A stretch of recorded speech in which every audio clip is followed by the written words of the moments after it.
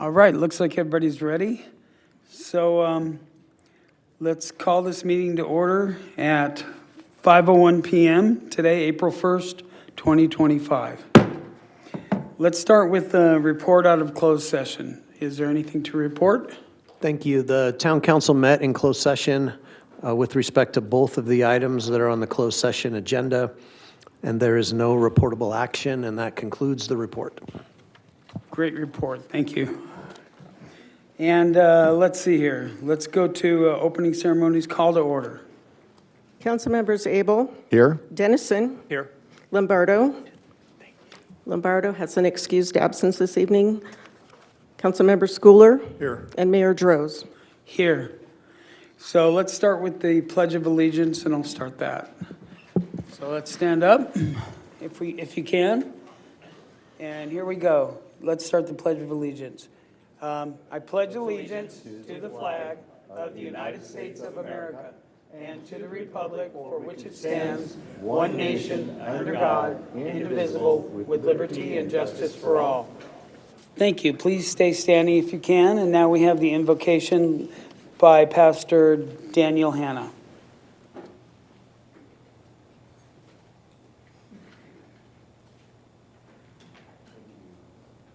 Let's worship.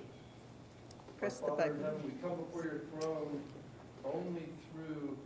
Thank you. Only through the sacrifice of our precious Lord and Savior, Jesus Christ.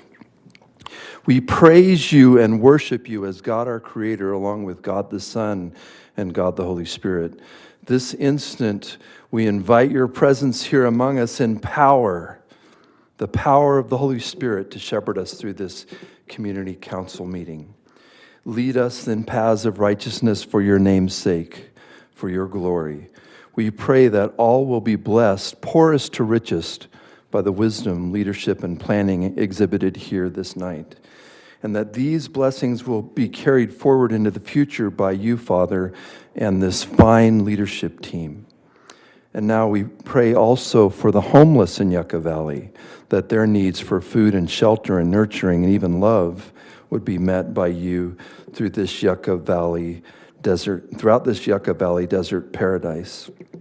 And we pray for your love and nurturing and safety for the elderly in our community, as well as safety for the most innocent among us, the unborn, still kicking in the womb. And we pray for protection for our children and teens. Guard their hearts and lives on our school campuses, please, Father. And I pray your heavenly blessings down on each of our city council members because of their generous time and service to us here in Yucca Valley. Please, Father, won't you bless each of them? Also, I pray blessings for everyone else here among us this evening. And we pray for each of those presenting tonight that they would be respectful, even-tempered, as well as articulate and courageous as they communicate their ideas in this public arena during this blessed evening. We praise and worship you and give you the glory for the work that you are about to do among us here tonight. We pray these things according to your sovereign will. In Jesus' name, amen.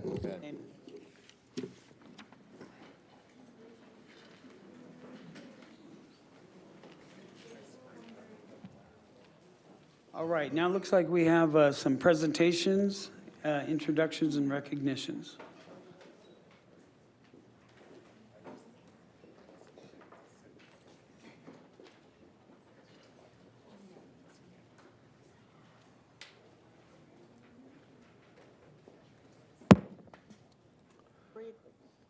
Mayor, Mayor, Council, your first proclamation this evening is Partners Against Violence, the Sexual Assault Awareness Month, and I believe Leslie will help shepherd that process through.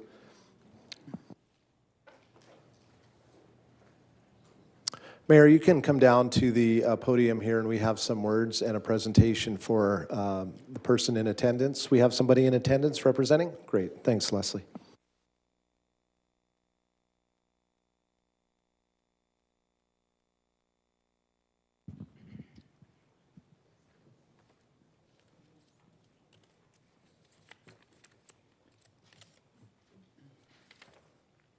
Thank you. I can just use this, I guess. Whoops. So, sorry if I'm standing over here, but let's see here. So this is for Gina Pliss. So this is for Sexual Assault Awareness Month, April 2025. Whereas the town of Yucca Valley is committed to building healthy relationships, families, and community, and whereas the theme of the 2025 Sexual Assault Awareness Month campaign is Together We Act, United We Change, highlighting the power of unity in preventing sexual violence, and whereas the town of Yucca Valley joins Partners Against Violence in advocating awareness and collective action for a safe, respectful community. Now therefore, it be proclaimed, I, Jeff Droz, Mayor of the town of Yucca Valley, on behalf of the entire town council, do hereby proclaim April 25th, or April 2025, as Sexual Assault Awareness Month. And each day of the year is an opportunity for advocacy and change. So this is presented to Gina on this first day of April 2025. Congratulations, Gina. Thank you.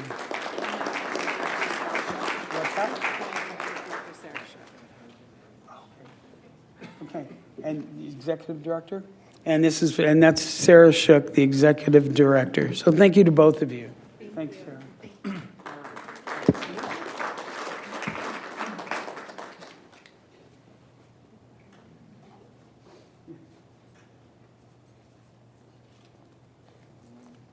Is your cover on?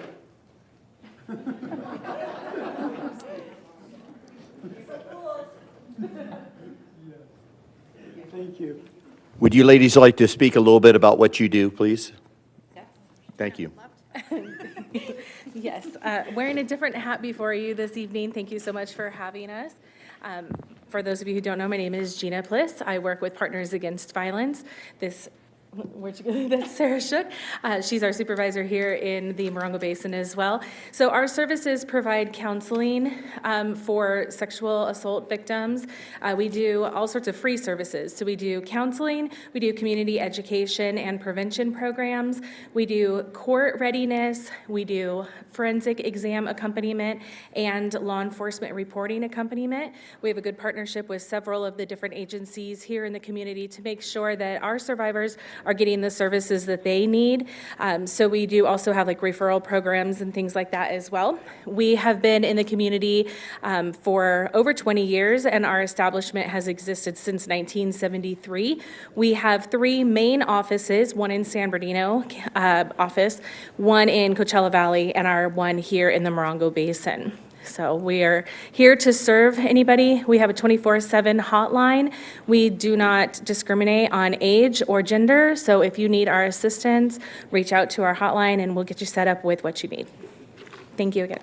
Thank you very much. I know you've been bringing a lot of awareness to the community, and as you know, as you were stating, sexual assault is not just women only. There are men who sexually are assaulted, children and so forth. So the hotline is very important to get the services and the support you need, and that can include also support as they go through the court process as well. So I appreciate all the hard work that all of your volunteers do, and I know you're a nonprofit and you're always raising money, so it's a pleasure that the town gets to recognize all the work that you do, and hopefully you'll continue to get a lot of support from us. Thank you very much, and thank you to the community for your support as well. We do appreciate it. It's felt by us as staff and our survivors. Thank you.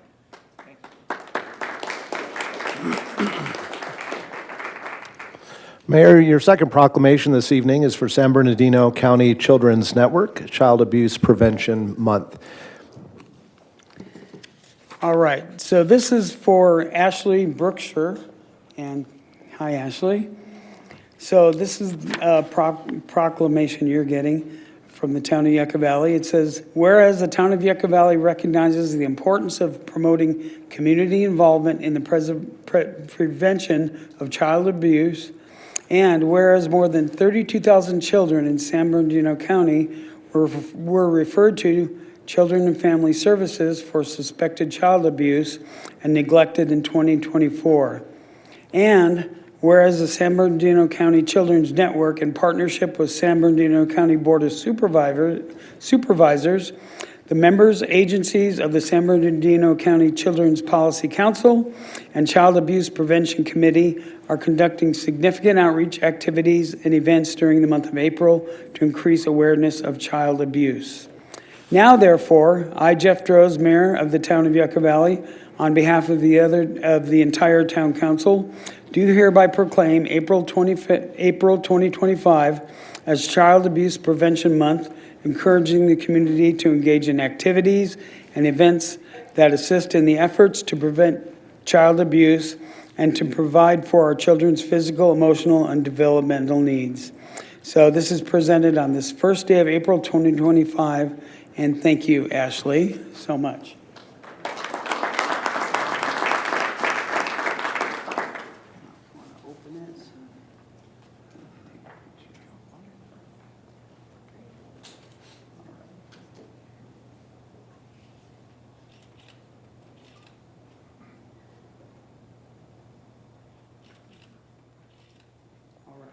Thank you. Would you like to say a word or two? Sure. Okay.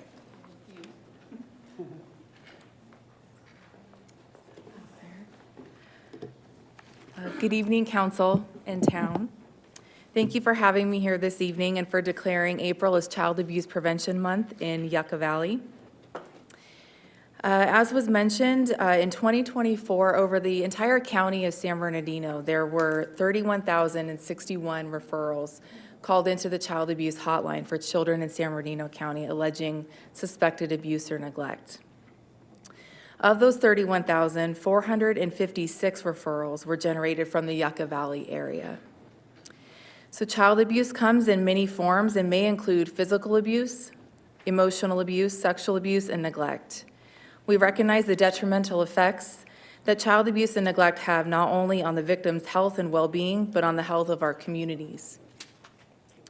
Studies such as the Adverse Childhood Experiences, or ACEs, demonstrates that children who experience severe adversity and maltreatment are far more likely to experience negative health and behavioral health outcomes later on in life. We all benefit when children have safe and stable, nurturing environments that help prevent ACEs and eminently promote positive childhood experiences. Suspected child abuse can be anonymously reported to the Child Abuse Hotline at 800-827-8724. Each one of you serves as the eyes and ears to your community. It only takes a minute to make the call that might help a child or a family in need. Thank you again for the proclamation and for having me here this evening.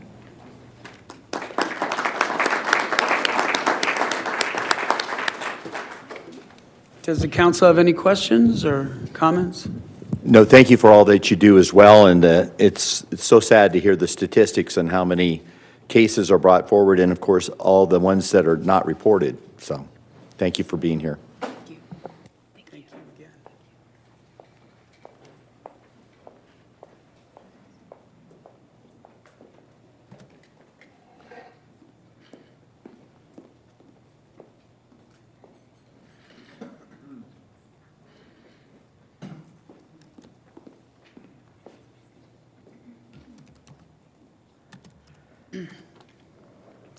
All right, that was great. So let's move on to the approval of the agenda. Is there anyone that would like to make a motion on that? Mayor, I'll move the agenda as presented. Second. Councilmembers Abel. Yes. Dennison. Yes. Schooler. Yes. And Mayor Droz. Yes. Now let's move on to the approval of the consent agenda. If there's anything that, needs to be pulled from this, let me just read it, and that'll be easier. All items listed on the consent agenda are routine matters of formal documents covering previous town council instruction. Items are enacted by one motion and a second without separate discussion unless a member of the town council or town staff requests dialogue on a specific item at the beginning of the meeting. Requests for public comment on the consent agenda items should be filed with the town clerk. So is there anyone in the public that would like to make a comment on the consent agenda? Yes. Mr. Harris. How do you know me? I don't know. I've seen you around. Good evening, everyone, council, town, everyone else, captain, and everyone who's here tonight. Thank you for having me here. Tonight I proudly stand here as co-president of the Joshua Tree No-Kill Shelter. And that's the hat I'm wearing tonight. Actually, that's the sweatshirt I'm wearing tonight. I just wanted to say that we have been a shelter. Mr. Harris, just a point of order. This is on just the consent agenda items, not on the first public hearing, which is going to be about the shelter. Oh, Yeah, so this is just consent items. I thought that was. Oh, see? No worries. Yeah, it's confusing, but I just want to let you know. So we'll let you speak on All right. when Well, we thank bring you. that up. All right. Anyone else? Great job, Glenn. Anyway, anybody else in the public? Do I see a hand up? Couple of people, okay. Fight for the microphone, whoever wants to go first. This is the consent calendar. My name is Donna Davies, and I've lived in Yucca Valley for 34 years. And regarding the item on the consent agenda for the in-kind donation to the Wolf Walk that's coming up on May 3rd. Mayor, if I might, and I apologize for I'm interrupting, Ms. Davies. There may have been some misunderstanding. We do have an agenda item on your discussion calendar as item number 9 for the town sponsorship of the 2025 No-Kill Wolf Walk event. That is an agendized item as a department report, item number 9, which will be after our first item. I am so sorry. I probably thought a it was couple on the minutes from consent now. agenda. Well, we're off to a flying start tonight, aren't we? Thank you. I'll see you later. You're welcome. Okay, next, is there someone else with the consent agenda? Item 3 through 7. My name is Brian Wasser. Just had a quick point of order question associated with the consent agenda concerning the tolling agreement for the proposal for assurance development. I just wanted clarification associated with the fact that the tolling agreement procedurally is being continued effectively, and then this community meeting is happening for them to answer questions, and then after that fact, if they submit an application, then there would be a public hearing of this type in nature to have a discussion concerning opposition to that, or is this the time to voice such opposition? There's no relationship between the outreach meeting that's being held tonight by the project proponents and the tolling agreement that's before the town council. The applicants have filed a conditional use permit application, and if they choose to continue moving forward, there will ultimately be a hearing before the Yucca Valley Planning Commission. And at that time, public comments? Absolutely. Understood. Absolutely. Thank you for your time. All right, anybody else in the public? Okay, let's bring it back to the council. Mayor, if there's no items being pulled, I will make a motion to approve the consent agenda, items 3 through 7. Dennison with second. Council members Abel, Yes. Dennison, Yes. Schooler, Yes. and Mayor Droz. Yes. All right, now we're moving to department reports. Number 8, Animal Shelter Operational Review Update 1. Thank you, Mayor and Council. Town staff is pleased to bring before you your first interim update. Let's go ahead to the next slide.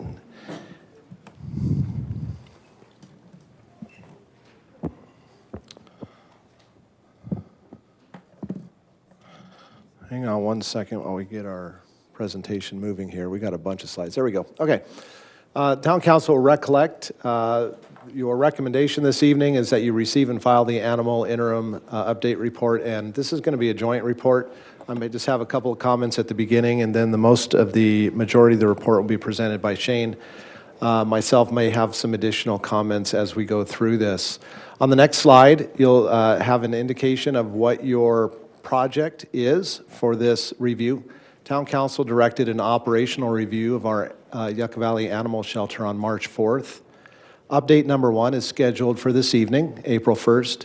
Your second update related to this operational review will happen on May 6, 2025, We'll come back to you on June 3rd, 2025 with the final report.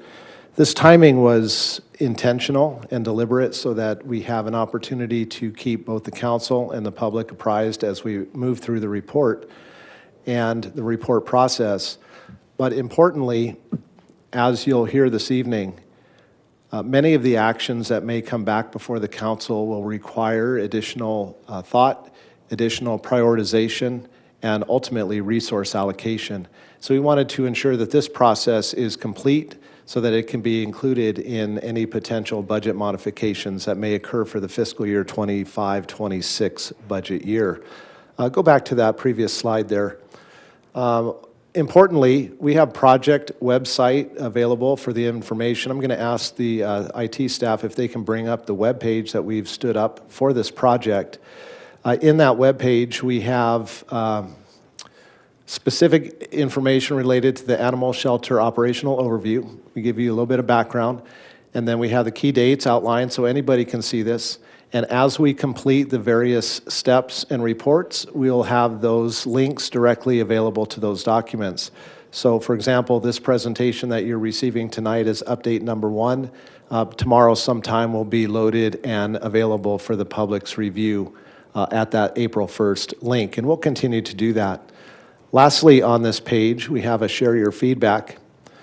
Gives an opportunity for the public to provide their name, city of residence, as well as public feedback on our operational review of the animal shelter. Since the initial discussion that the council had in your direction on performing an operational review, we've had very little public recorded input. There has not been many items submitted either to the email address that we asked for, to the town clerk, to our animal shelter. We have a handful, but not a whole lot, quite frankly. And so we would like to see some more of that public input put in writing so that the town council has a record of what it is. Okay, on the next slide. A little bit interesting because the council directed an operational review of our Yucca Valley Animal Shelter. I think it's important for the council to remember and for the public to know that you receive an operational review of your animal shelter annually. We present data, we present facts, we present overview, staffing, and any additional highlights that may have occurred in that given year. I've identified here the last 6 years, May 2019. We do it in the spring, typically every year, including less than a year ago in June 2024.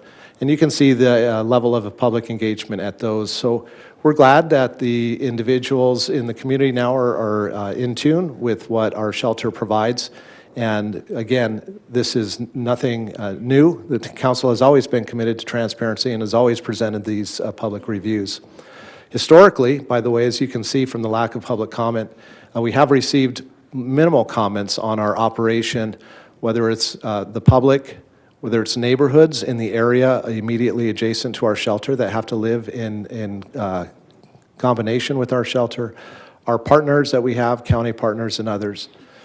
And it's indicated a proper balance among the many factors that impact shelter operations. We want to talk about what's changed, maybe some of our speculation as to why, some of the public input that we received, and ultimately what's the town's response moving forward. So on the next slide, we just have a summary of what did the council hear publicly in recent months as we go back a couple of meetings. We've identified a whole handful of them. Everything from euthanasia rates, adoption rates, a lack of a volunteer program, animal intake online, the speed at which we're able to produce intake documentation available for the public. Folks had the concern about euthanasia without sedation, temperament assessments, hours or friendly staff. So I kind of just summarized all of that as best as I could in the comment of the public has expressed a desire for increased positive outcomes for animal intakes. It's about the best that I could do on summarizing all of those down to a single fact. And obviously that may be missing a few, but generally speaking, this is what we've identified at a very high level. And from here, Shane's going to walk us through where do we go from here, what does our initial level of review look like? What have we done? It's a little bit lengthy, so we ask for your patience and the public's patience as we go through this. But again, we are not afraid of bad data or anything else. We're going to be very transparent, show you what's out there, show you how this shelter compares to other shelters, identify some potential paths forward, identify where we're already moving forward in the interim, and then open it up for council direction after that. So with that, I'll turn it over to Shane. Good evening, Mayor and Council. I'm going to start out by highlighting some of our early on findings, and I would ask that you try and keep those in mind as we walk through the data in the report. As Curtis indicated, that's pretty lengthy. There's a lot of data, and then we'll revisit the findings at the end of the report. So, first, reducing the euthanasia rate and increasing the live release or the live return rate. It's one of the highest priorities. How do agencies do that? In Yucca Valley, I can tell you that the ability to expand our program in working with rescue groups is critical. And if we're not successful in significant changes to our rescue group partnerships, we're going to have a real hard time changing our euthanasia rates and the live release rates. Volunteer program, and we'll talk a little bit more in detail when we get further into the report. We're one of the few public shelters that does not have a volunteer program. That's not unique to the Yucca Valley Shelter as part of our organization. We have very few volunteer programs in the town as a whole, primarily in the area of recreation.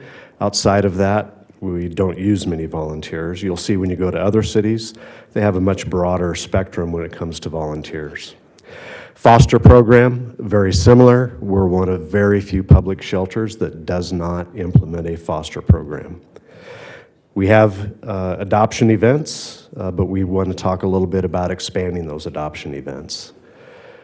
Adoption fees and rates, those things affect adoption programs and the live release program or return program, so we want to talk a little bit about those. The use of social media, very, very, very critical. Outreach, communicating with your community and even outside of your community is necessary today for the adoption of animals. Software evaluation. The animal shelter operates 100% on handwritten data. There is no computerized system at all. The intake cards are handwritten. That handwritten data is then transferred via a keyboard into Excel spreadsheets. And that needs to change, and that's part of our evaluation process. To do many of these things, we have to look at our staffing and our structure, and we're going to talk a little bit about that tonight, as well as what are some of the resources and the timeframes that are necessary to do that. History on the animal shelter. When the town incorporated, we weren't providing shelter services. We had field animal control officers, but Kay Baker and High-Des Kennels provided shelter services to the community. We used those services between 1992 and 2006 when the town was asked to purchase High-Des Kennels. Our annual contract at the end of that time period, before we went into our own operation, we were paying High-Des Kennels approximately $60,000 a year. After that, the town formed a JPA with the county. We spent a number of years evaluating the possibility of a shelter facility to serve the town and the county area. We began moving forward with design, ultimately construction, and the town completed the current facility on December 1st of 2013. Just a few pictures of the shelter. This is the lobby when you come into the shelter. The doors on the right-hand side go out where you can go to the kennel facilities to see the dogs. The door on the left, just off on the edge of the screen, goes back to offices, common area, the feeding prep area. So this is your admin building. This is what we refer to as the adoption kennel. This is where we, based upon the population that's currently at the shelter, try and put the adoptable animals. This is the inside of the adoptable kennel. This is the common play area, meet and greet area between the adoptable and what we refer to as the impound kennel. Provides an area for people that are thinking about adopting animals to interact with the animals, spend some time with them before they make that decision. These are small, get-acquainted areas off to the side of the adoptable kennel. Same purpose, allows individuals to spend some time with the animals prior to making that adoption decision.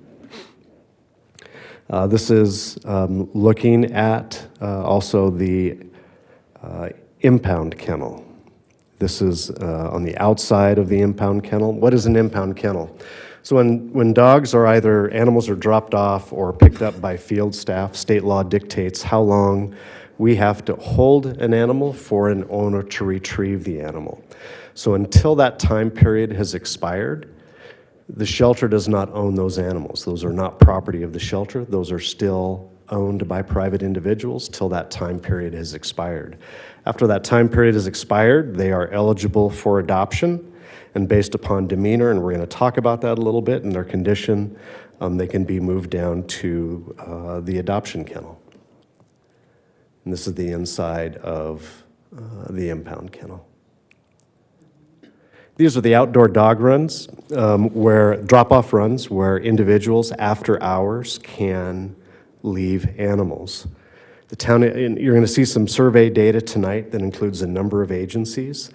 The town of Yucca Valley and the city of 29 Palms, out of the surveyed agencies, are the only agencies that still have outside dog drop-off areas.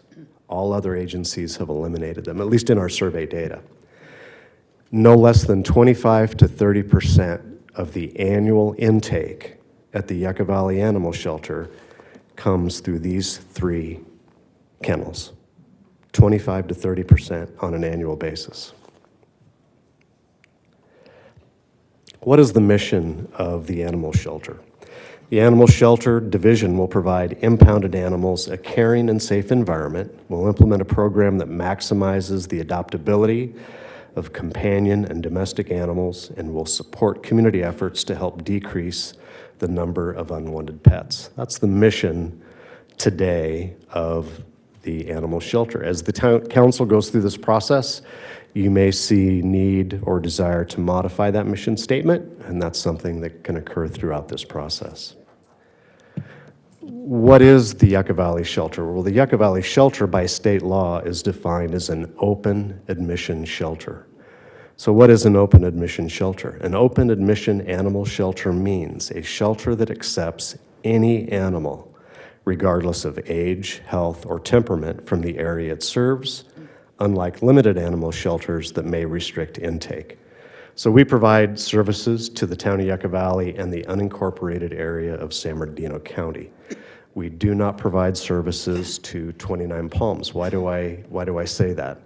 We actually receive calls and inquiries from residents in 29 Palms that want to bring their animals to our shelter and leave them at our shelter.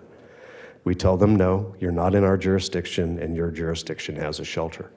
So it's an important thing to note that it's specific to the area. An open admission shelter is only for the area that it serves. Doesn't include Desert Hot Springs, doesn't include someone from Riverside County. It's only to the area that we serve. Shane, just a point of clarification. Are there any instances where we're able to not accept an animal that a resident brings in? We do not reject animals that residents bring in. We do not do that.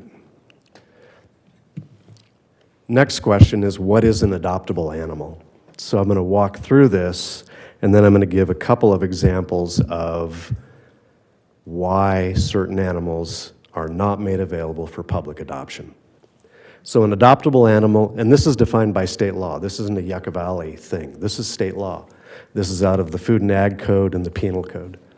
Adoptable animals include only those animals 8 weeks of age or older that, at or subsequent to the time the animal is impounded or otherwise taken into possession, have manifested no sign of behavioral or temperamental defect that could pose a health or safety risk or otherwise make the animal unsuitable for placement as a pet. and have manifested no sign of disease, injury, etc. So, how do animals come into the shelter? So here is one example of an animal evaluation filled out by town staff, but it's also based upon the description by the animal owner.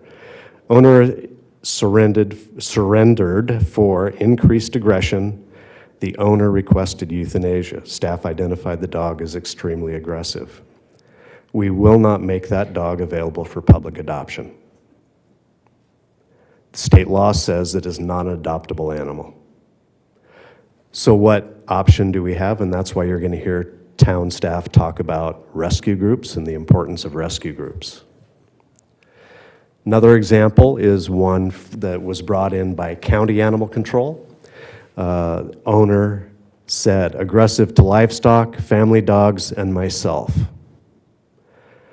Based upon that, we will not make that animal available for public adoption, and therefore the need for rescue groups. Another form. Owner surrendered for killing livestock. Owner said not good with children or cats. This is another animal that will not be made available for public adoption. It does not fit the the definition is defined by state law of what is an adoptable animal. And therefore, and you're going to see when we get into some statistics how public agencies use rescue groups in these circumstances. Total dog intake, just want to briefly touch. In 2021, 775, broken down between town and county animals. 27% of those animals were dropped off in those outdoor after-hour holding pens. 2022, 950 dogs, 25% dropped off in the holding pens. 2023, 1,009 dogs, 30.42% dropped off in the holding pens. The 2024 data is not available yet in this specific category. How does the town's shelter compare to what people call a no-kill shelter? So to be considered a no-kill shelter, organizations need to have a placement rate of 90% or higher. So if you look down here, the town's highest live release rate in 12 years of available data was in 2019, and that live release rate was 67%. So quite a ways below the 90%, and you're going to see when we start walking through some of the data how the world has changed a little bit since 2017, 2018, 2019. When we get to 2020, the data becomes interesting to say the least. This is a map from a group called Best Friends. This map identifies by color no-kill, nearly no-kill, and not no-kill or unknown status. So your dark orange are no-kill shelters. The light orange are nearly no-kill shelters, and the gray color is no, not kill, or unknown. Not no-kill or unknown. I don't have any numbers that correspond to those dots, but I just thought it was interesting data as we're talking about live release rates, some of the public comments you're going to hear this evening, what that picture graphically looks like, at least from this data source in the state of California.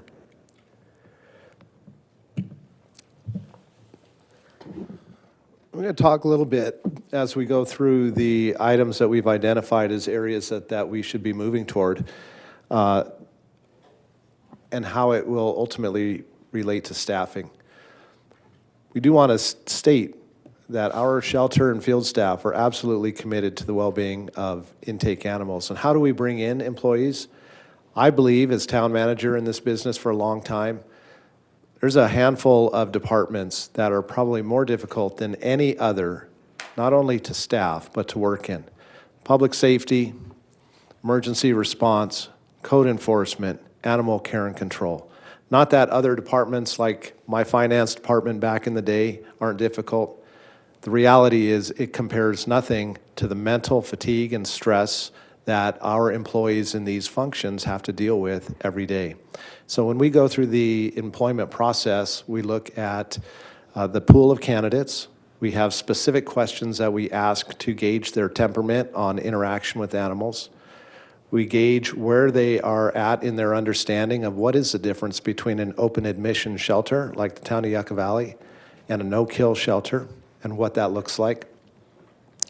And so we try and identify the best fit, not only for the town, but even more importantly, for the employees that are working for us. We don't want them in a place where they don't have the skill sets requisite to complete the tasks. On our shelter staff, they operate as a team. And so many of the decisions they have to make are difficult decisions, whether they're dealing with euthanasia, prioritization of the day's duties.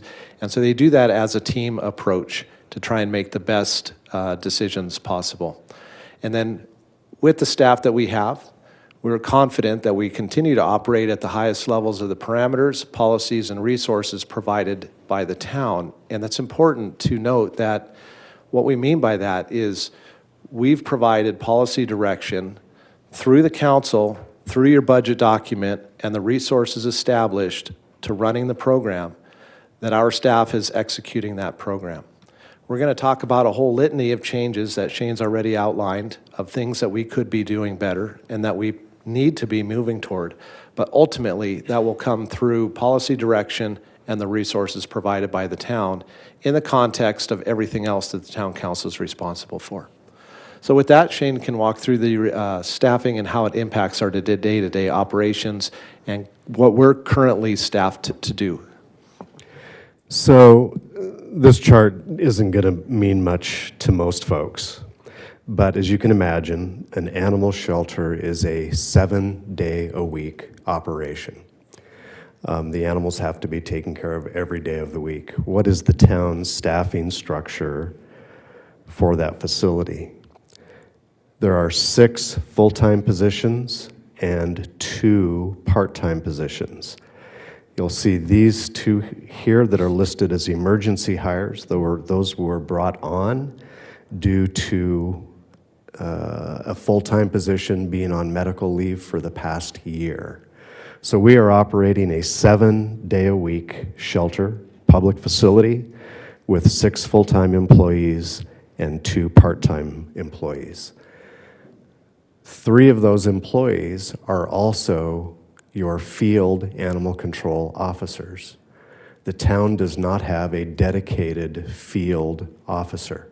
So when there are field calls, one of the current individuals assigned at the shelter is dispatched out into the field. So that affects operations at the shelter. And I'm going to give a little bit better example of what can happen at the shelter facility. So let's take tomorrow. Tomorrow's Wednesday. Come up here. So on duty we have the animal care and control manager, an admin assistant, 2 full-time employees that are there the whole day, and 2 part-time employees that are there for 3 hours. So we'll walk through this. 2 part-time employees are gone at 10:45 in the morning. Their primary duties that day are to clean, feed, water, any medications that occur, and then they're gone. So then we're down to 2 individuals here, admin assistant and the animal care and control manager. Your admin assistant is out on sick leave right now. So what that means is your animal care and control manager is the office assistant, answering the phone, manning the front counters, taking care of those activities that occur inside the lobby. If you have 1 customer come in, it takes 1 of those full-time employees. They're out showing the animals, answering questions, helping the adoption process. That leaves you with 1 employee inside the building. If there's a field call, who goes on that field call?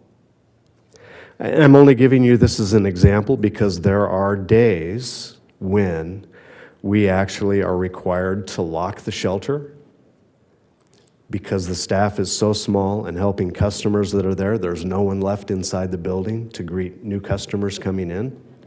And when they're done with the customer that's there, we reopen the building. It doesn't happen that frequently, but does it happen a number of times throughout the year? Yes, it does. The point, and the town manager was emphasizing this at the start of the presentation, the staff is operating within the policies, the parameters, the programs, and the budgetary allocations that are established for the shelter. In this past year, the primary position for operating the day-to-day functions, overseeing the day-to-day functions of the shelter, has been out on medical leave. So we've been missing a full-time position.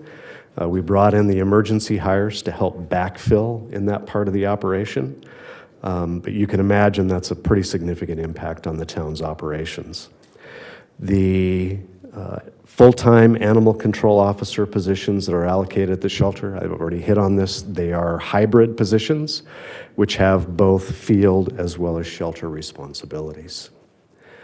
Finally, we, in order to have cost-effective services, we transport the animals to San Bernardino for spay-neuter services. That takes a staff member out of the office. Our rate for those spay-neuter services is just slightly over $100 per animal.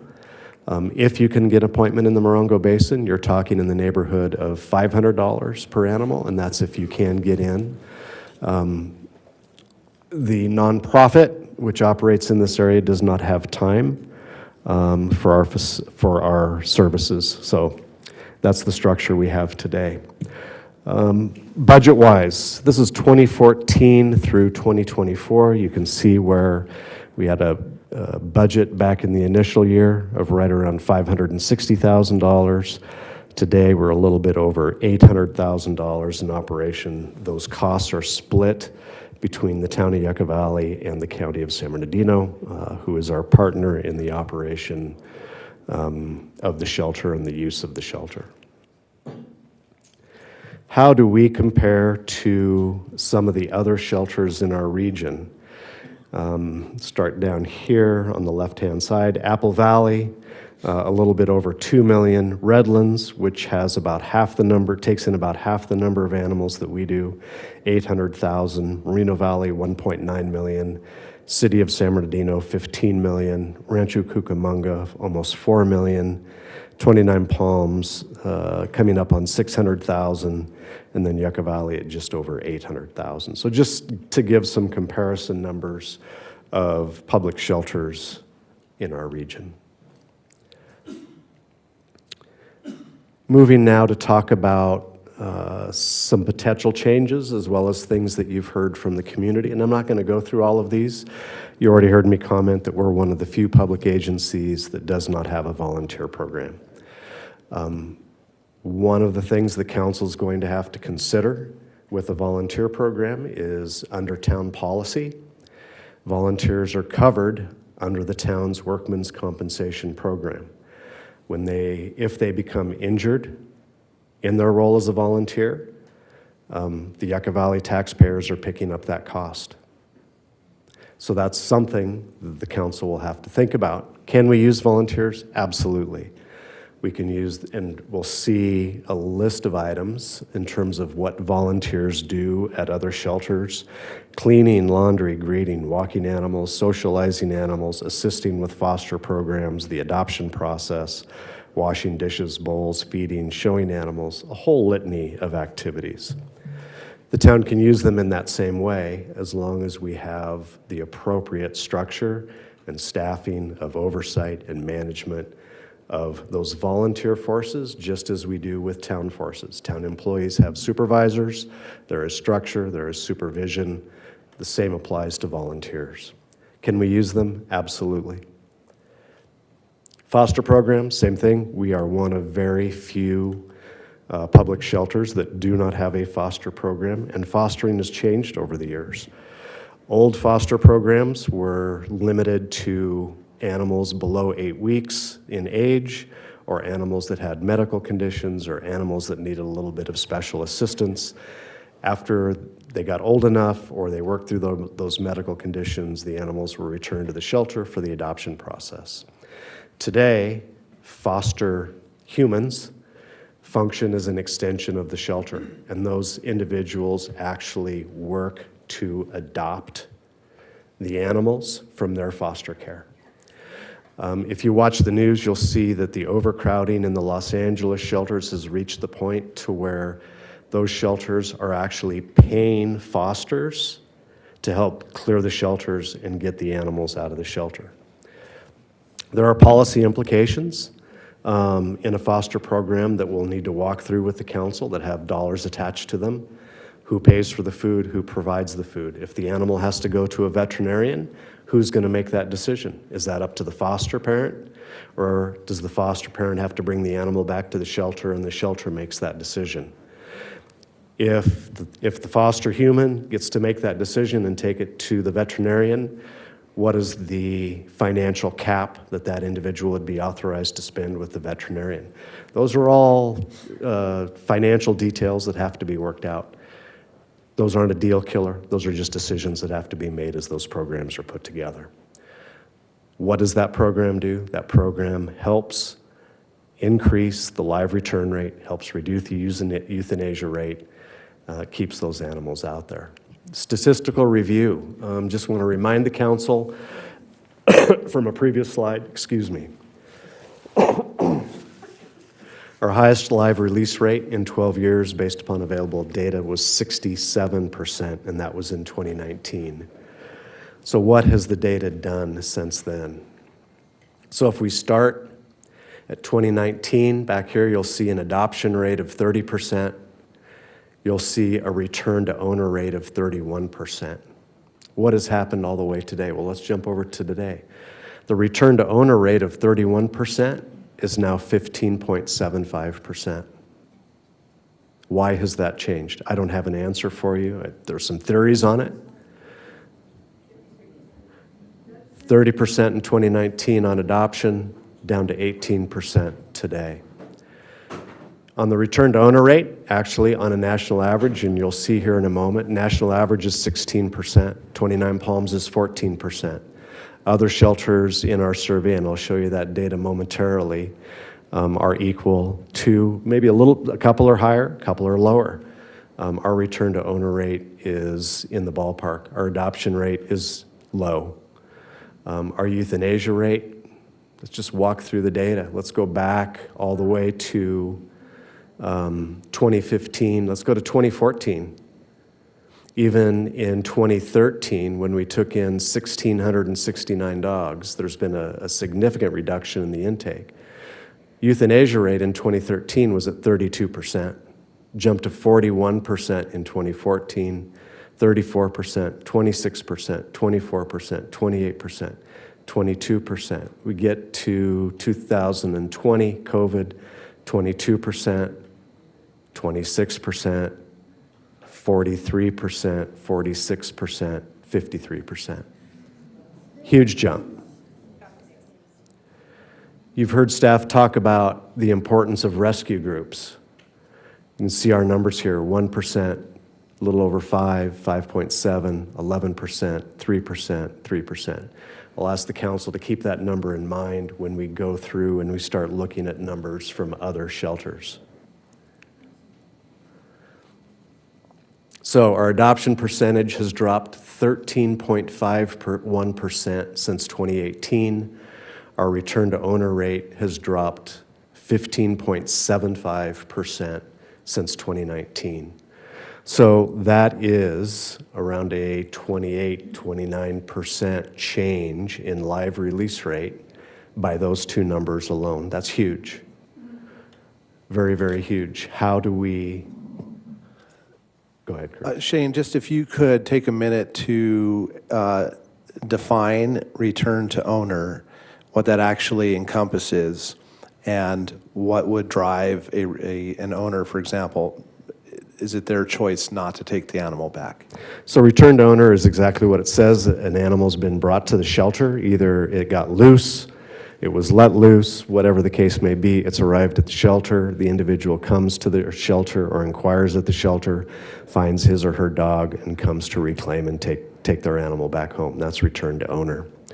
I think if you read in the papers, you'll see that this number is very consistent in Southern California with the trends that have occurred.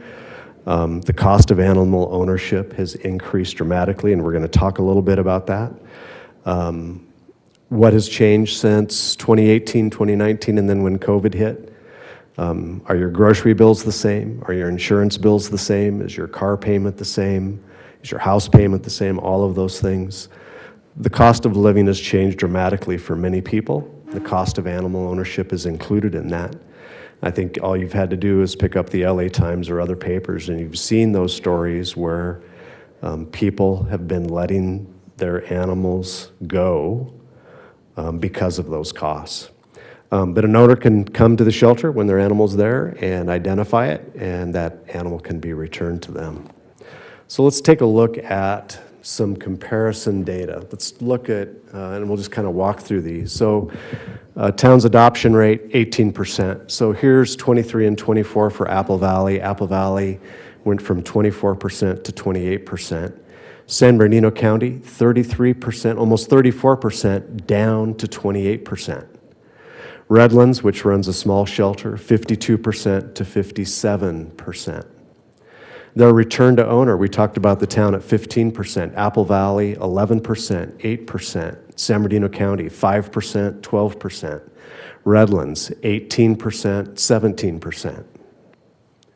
Euthanasia rates, 26, 22, San Bernardino County, 18 and 22, Redlands, 7 and 3. Now let's look at transfer to rescues. And I think this is going to be important long-term for the town. 23, 25, 24, 25.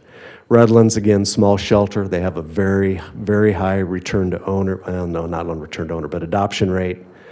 They're at 3% and 1% on other shelters, 8%, 1% on other shelters. So you can see where the town in 24 was at just over 1% on the transfer to rescues.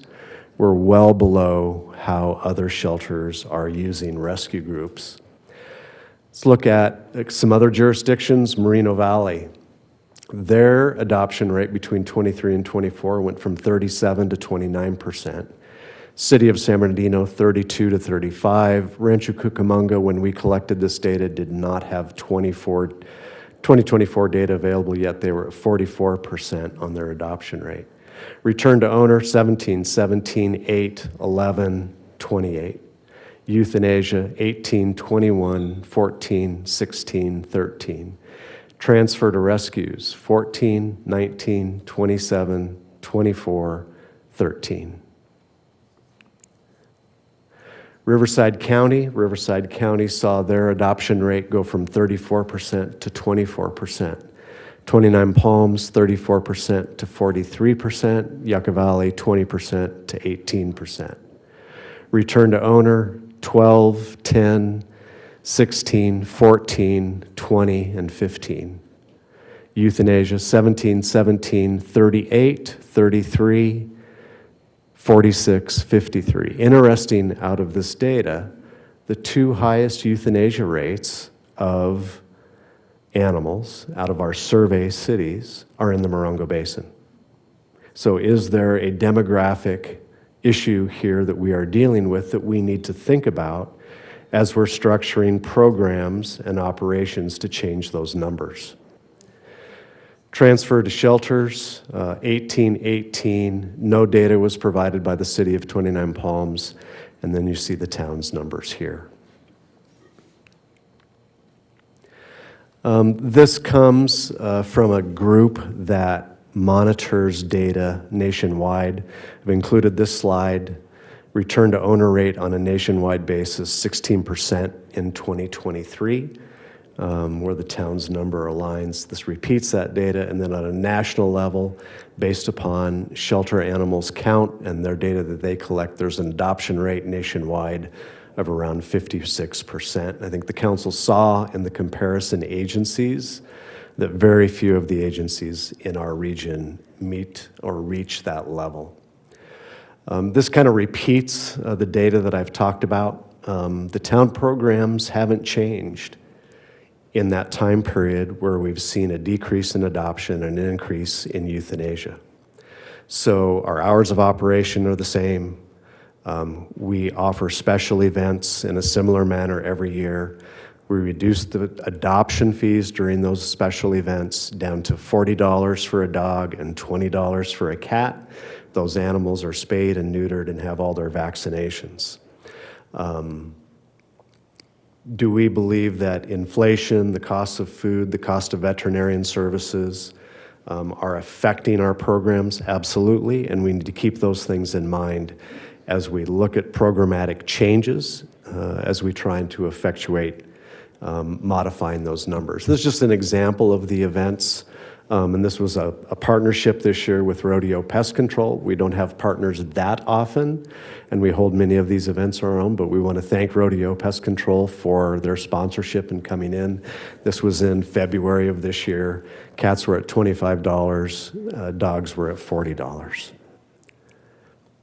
Just another example of a standard town flyer that we use for our adoption events. Same thing, dogs at $40, cats at $20. Just want to repeat, it takes resources to run any government program. You saw where, and we'll talk about this a little bit, where the town recently reached out to around 500 rescue groups trying to increase the number of partners that we have in our rescue program. That wasn't done by animal shelter staff because animal shelter staff doesn't have the time or the resources. We actually pulled planning staff off of planning commission minutes, planning commission agendas, short-term vacation rental permits. We pulled an engineering administrative assistant off of our capital improvement program for several days, both of them, in order to build that list of 550 entities and get those emails out. That's how short and how the limited amount of time that shelter staff has to expand their efforts. Well, if they had additional resources, and that's what staff is going to be bringing back to you in May and June, is what additional resources does it take to bring these programs forward, and we're going to be bringing that information to you. We've been without the animal shelter specialist position for the past year. That position runs essentially and oversight the day-to-day functions of intake and adoptions out of the shelter. That's had an impact on our operations, and we'll talk about how we make changes there. The goal is to increase our live return or release rate. We're going to need to use, as you've seen how other agencies use the rescue groups, that's going to be a key element for us to make significant changes into those numbers. We can use volunteers very effectively, and it will, I think, help the shelter tremendously in terms of day-to-day operations. We actually had a town employee who went up on their lunch hour, walked through the shelter, and asked to foster a Frenchie that was at the shelter. And they wanted to foster the Frenchie and function as an extension of the shelter and adopt that dog out to somebody else. And those are the types of efforts that need to be considered and looked at. Increase the number of adoption events, modify our adoption rates and fees, enhance our spay and neuter program. So the town has had a spay and neuter program for years. We provide, I believe, $60 for a dog and $25 for a cat. Let me confirm that before $35 for a cat. So $60 for a dog, $35 for a cat. If you saw the news recently in the basin, the county is now giving upwards of $200 for a spay and neuter program. So why is that important? Well, that's important to keep animals from coming to the shelter in the first place and not being there is that spay and neuter program and reducing the number of unwanted or unloved animals that are out in the community. Software evaluation, we have to get away from 100% handwritten records at the shelter. We need to evaluate our staffing structure and numbers and how we provide these services.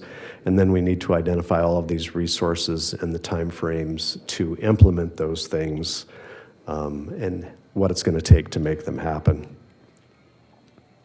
What have we done already? Interim staffing needs evaluation to address operational issues is already underway. You've heard me talk about the rescue group outreach. That is underway. And we're going to continue pushing on that particular program.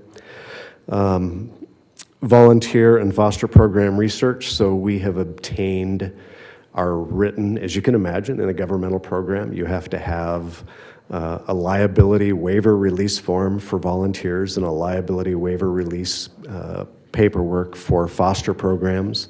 So those have been created and provided to our risk management through our self-insurance company, CIRA.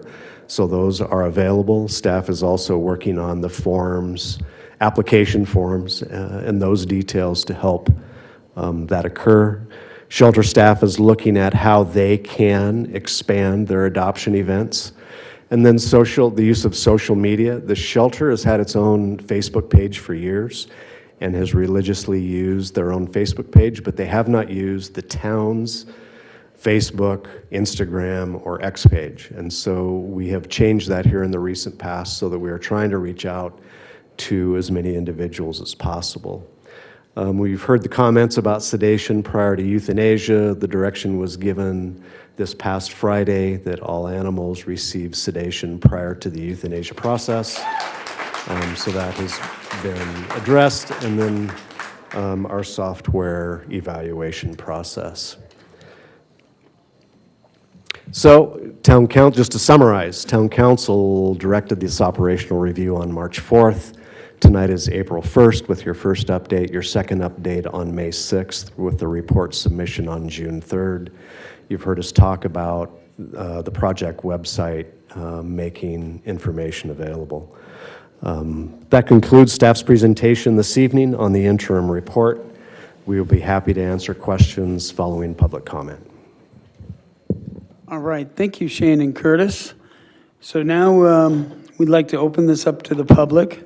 And I want to remind everyone you have 3 minutes to speak. So use your time wisely and let's move on. So let's see, is there anyone in the public, Leslie, that wants to speak? Anyone online or in person? Thank you, Mayor. We have several requests to speak so far here in person. Most of you have been here before, but if not, I'm just going to move through a reminder. You will have 3 minutes to speak. There is lights up there. When the light turns yellow, you have 30 seconds to wrap up your thoughts. If you that are sitting do like what's being said, just raise your hand so the council can get a visual on the consensus for the public. Also, I'm going to be calling 2 names. First name, come on up to the podium, and the next, you're on deck, so just get ready to come up. We'll just keep this moving. So the first speaker that we have tonight is Cheryl Kontopoulos, followed by Valia Kindovich. Good evening, and thank you for the efforts and all the work that has gone in. It'll take a while to digest some of those numbers. I tend to rely on public numbers, and some of those that were presented a few minutes ago include things that weren't in the shelter report in June, which I spoke at that time about volunteers and outreach. I firmly believe in that really help all of the animals in our valley. Yes, we have an issue with loose animals, but we can do more. So Pet Finder, which, okay, everything being handwritten, I'm not surprised, but if you have 50 or 60 dogs at the shelter, I don't understand why there's only 10 dogs on Pet Finder. At least they're there. That's better because the year before there were no postings on it. 29 Palms, I don't know their staffing levels, but their intake's about the same. They have 35 dogs posted. And I try and, in numbers that I present, I try and give to the town clerk. Last time I did talk about the best friends, but I spoke about dogs. And I would like to speak about cats because they've been kind of unheard of from so far. So Yucca cats, again, this is data given to best friends. Total cats, 356. Total cats saved, 105. 29% save. 29 Palms, and I like using comparable shelters in the area, although I also have Redland numbers that I reported on dogs last time. So cats entering 29 Palms, 233, cats saved 179, so they have a 77% rate. If you go back to Pet Finder, I mean, When I first started looking for pets for a family member, I didn't know Home at Last had a webpage. You don't find it on the city site. I'm not aware of an email that we were given to provide feedback either. That would be really nice if that could be wrapped up. But it is appreciative, especially for the sedation, which I couldn't address before. Thank you. Thank you. Valda Kindlevich, followed by Barbara Summers. I always like to know what my name's going to be when I come up here. It's different every time. Thank you. I just wanted to say, Albert Schweitzer said, think occasionally of the suffering of which you spare yourself the sight. I would love to know how many people on the council, town manager, assistant town manager, have actually been present during a euthanasia.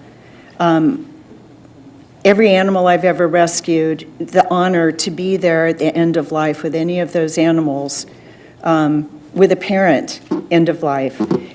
Compassion and kindness and empathy, really, you guys need to go and take a look at how it's done at an animal shelter, any animal shelter. Was listening like a lot of people, kind of squirming in my seat, and I'm a very transparent person, so I don't mean for this to come across harsh or somebody to get their feelings hurt or whatever. We're all adults in here, and most of us come from a corporate background. A lot of us saw those numbers and got the numbers in 5 minutes, but it took 1 hour to go through each number. With all due respect to Yucca Valley, when I moved here, I thought I had died and gone to heaven. I thought this was the sweetest place. But along with that, there's a naivete here. Most people know that the locals, a lot of them don't have high school educations. When you guys say, gosh, we haven't really heard much over the years, it's because people trusted you. They trusted each one of the council members. They trusted you. I've spoken to people with Joshua Springs who know you people personally and think you're good Christians. And I'm a Christian, and I mentioned this last time. Good Christians, evil goes on in the dark, and people have been trusting blindly what's been going on. And now that a lot of us come from sophisticated backgrounds and metropolitan areas and came here for the love of this town, we just wanted to blend in, but we can't do it anymore because we're seeing these animals on Missing Pets of the Morongo Basin. That's why you're not hearing things, because people have been networking and doing all this in spite of the shelter. And again, I don't mean that disrespectfully. When Melanie was there, Kim Casey, those guys, it was amazing. The census is going down, so that should help us. Not going to help the tax rolls, but I noticed in looking at the tax, anyway, the census has gone down. The bottom line is this. If you do a better management of the pipeline of animals by permits and kennel requirements and fees, you'll have less animals showing up, dumped, and running around. So I went over last time. I'm going to leave this time. Thank you. Thank you. Barbara Summers, and then Susan Herring, you're on deck.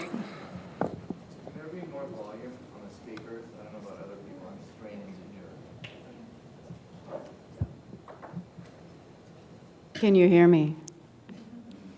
Hello, Town Council, Town Manager, everyone here tonight. I think we had a good reminder earlier about the topic of civic engagement and that it is more than showing up at meetings and clapping and raising our hands. We all do have to write emails, and it is important to also speak. There's also, you can write on these, and if you don't want to speak. Some of what I will say will echo what our last speaker just said. I want to talk about the word humane and inhumane. Those words come up a lot in this conversation, don't they? And the root of that is humanity, and I think what comes to mind is benevolence and kindness, but we also must remember that humanity is also ugly and evil. War, violence, murder comes to mind. These are lives, after all. I want us to remember that these are lives. And I like what our last speaker said. It's important to witness what is happening. And it seems that a lot of investigation has gone on here. And a lot of improvement is now going on because there's a magnifying glass. I wonder where that magnifying glass was before.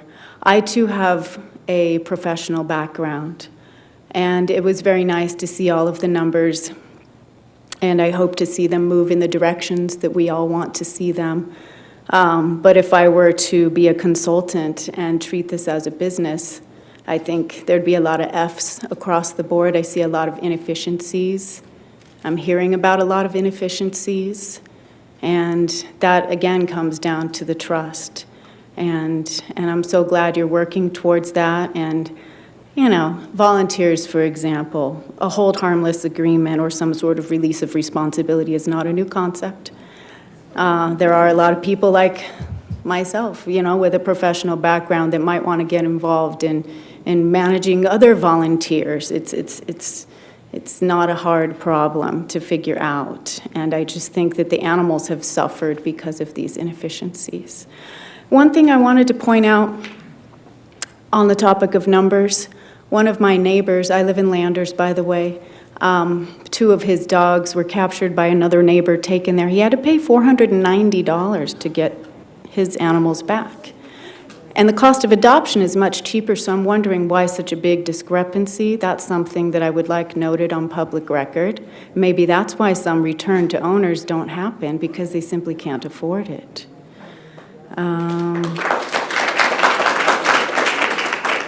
And the spaying and neutering, I think there's got to be a cheaper way than what's going on.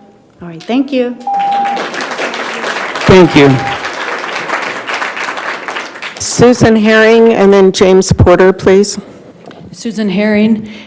It's a sad day that we all had to get involved to this extent to make this happen. And I don't want to point fingers, but I'm going to, because I'm going to be blunt. We've got people as managers here, sitting here, that were asleep at the wheel. We, as the public, should not have gotten so irate that we had to come meeting after meeting, email after email, and feeling like we got dismissed. And during that time, dog after dog was euthanized inhumanely. And yes, there is no question that there's a problem with staffing. I'm a retired finance director. If you don't have the funds, then you need to go back to the county to ask for more money. And Xian May, I don't know if you can raise your hand. She's the operations director at the Palm Springs shelter. They took that shelter, and she volunteered for assistance for discussions. They brought that shelter from down in the dumps to a 5-star facility. Somebody from this level of management needs to spend an afternoon down there to see how they do that, because we have people in our public right now that will not bring dogs to this shelter. They're actually coming to me and saying they're going to lie and say they found them in 29 Palms so they can go to the 29 Palms shelter.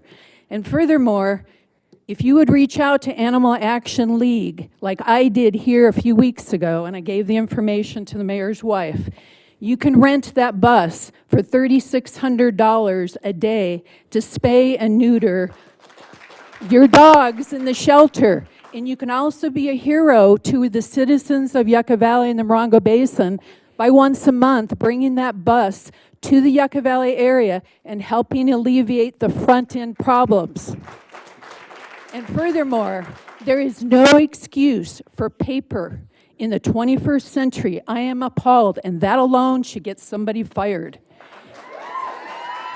And that's why when your people are on Facebook saying they work so hard, your own employees, that's because they're working harder and not smarter, and you don't have a boss that's working smarter. That boss should have a long time ago said and put in place the software so that intakes can be recorded at the front end, adoptables recorded, and then you're red listed, sending mass emails out to the rescuers. There's no excuse for this. Thank you. James Porter, and then Christine Bostrom.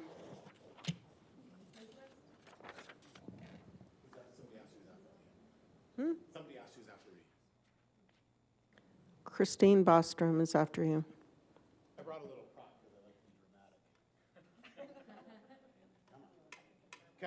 I hope this doesn't distract people too much. So my name is James Porter. I'm a resident of Yucca Valley, and I've been since 1984.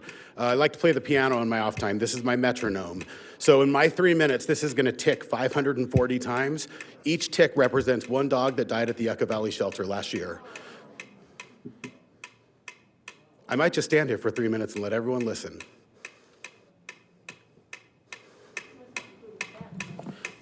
So let me say a couple of positive things. I had the opportunity to tour the shelter recently. I was very impressed with the cleanliness, the well-being of the animals. They look great. The shelter was clean, smelled nice. It was a good experience in terms of what I could see. I didn't see these numbers ahead of time, and the numbers are really shocking. It shocks me that 54% of dogs were euthanized at the Yucca Valley shelter last year. That is a crazy, crazy number. I ask our council and our town staff, what would we do if Public Works failed to pave 54% of roads? What would we do if the fire department did not respond to 54% of fires? What would we do if the police department did not handle 54% of the crimes reported? There would be a problem.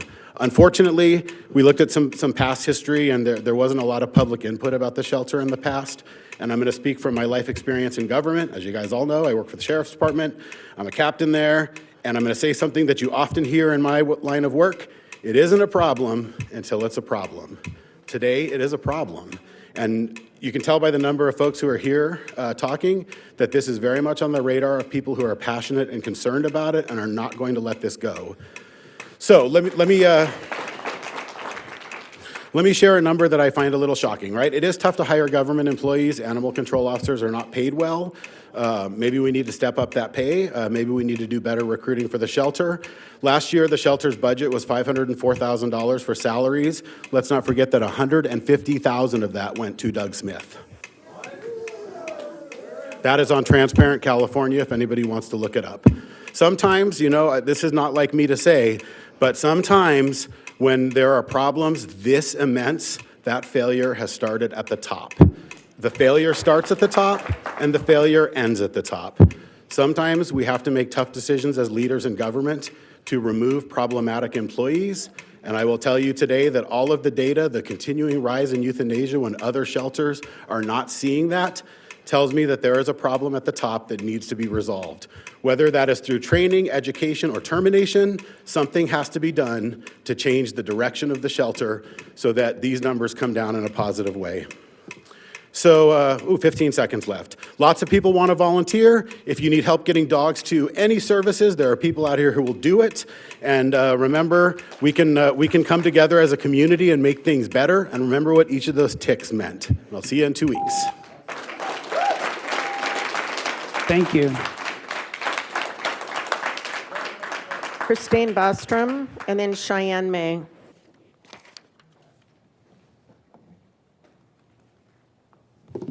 I am Christine. I have lived in Yucca Valley 53 years. The report I have just heard sounds wonderful. If it's true, it would be wonderful. But we have seen and learned things very different than that. And then I hear deflection and excuses as to why it can't be done better. First of all, I want to say my daughter reminded me the bottom line is animals are not disposable. What we all learned from Z1077's report on the animal shelter is horrible. There is abuse being caused by Doug Smith. It has been shown and proven. It breaks my heart that at this time, this abuse cannot be denied or defended, and yet we still have to fight for these animals.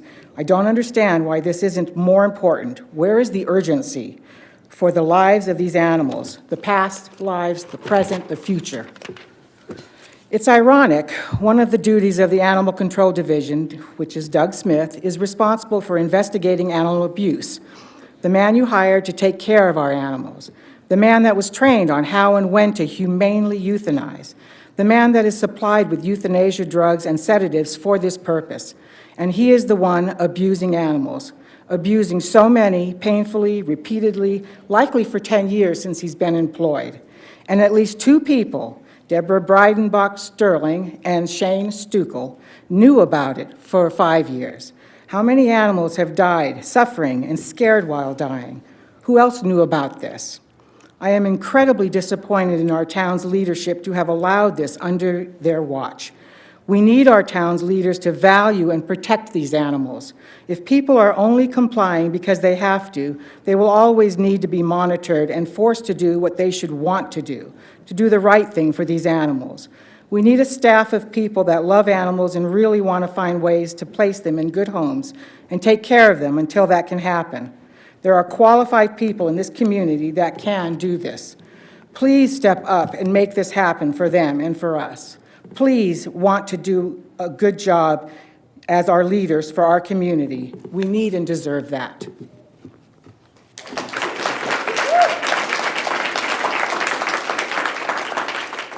Cheyenne May, and then Marta.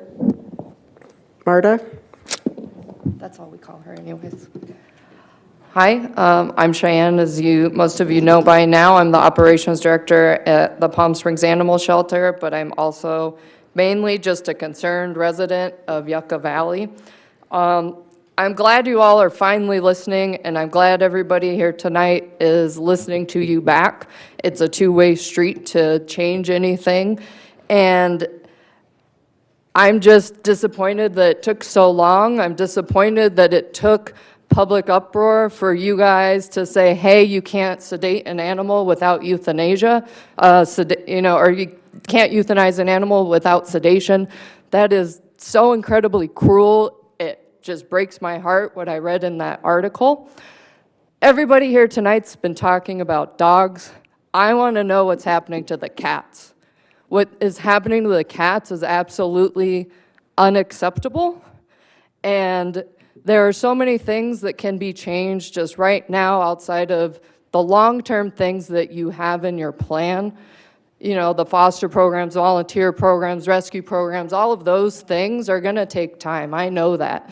It's really hard to change those things, and it takes time and money. But you can start with requiring all your staff fear-free training so they're not euthanizing cats through a kennel door. That is a free program through Fear Free. Look it up. It's free to shelter staff. It's free if anybody wants to volunteer. Licensing programs. If you're not, your licensing program right now, you're not going to get funds through because nobody's filling out a piece of paper and dropping it in the mail. There's programs that will do it for you, like DocuPet, that the entire Riverside County uses, my shelter uses. It costs me $150 a month. That is like an incredible amount of time that can be used for other things that your staff does not have to do, and then it can bring you more revenue. Free microchips for the public, so those return to owner rates can go up. Maybe partnering with some local food banks to start, pet food banks so owners can keep their pets. And as somebody mentioned, reducing the reclaim fees. I'm not in the business of holding an animal hostage for $400. You guys shouldn't be either. Is it really worth euthanizing an animal for that amount of money? Free programs once you get your software in place, Paw Boost, Pet Finder, all that, so that lost animals can be on the website too, and found animals that come into the shelter can be there, and you can match them and get them back home. I really hope to hear from you guys other than, hey, what software do you use? Please, I will email whoever, and please respond to it and schedule a tour with me at my shelter.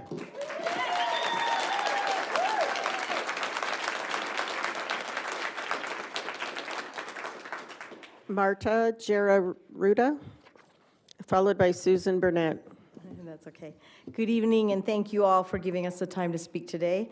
I'm proud to say I work with Cheyenne, so my name is Marta, and I've been a registered vet tech for 20 years. That's similar to an RN, but in the animal world. First at a hospital, very well-known hospital in the Coachella Valley, and then since 2012, I've been at the Palm Springs Animal Shelter as an RVT. I apologize, I did not know in advance until just now that you are requiring sedation for euthanasias. I read the article, like many people, about that one particular individual, and after doing euthanasias for over 20 years, I was hurt and appalled and saddened, but I'm here to tell you that with my 20 years of experience, animals do not ever have to die in this manner.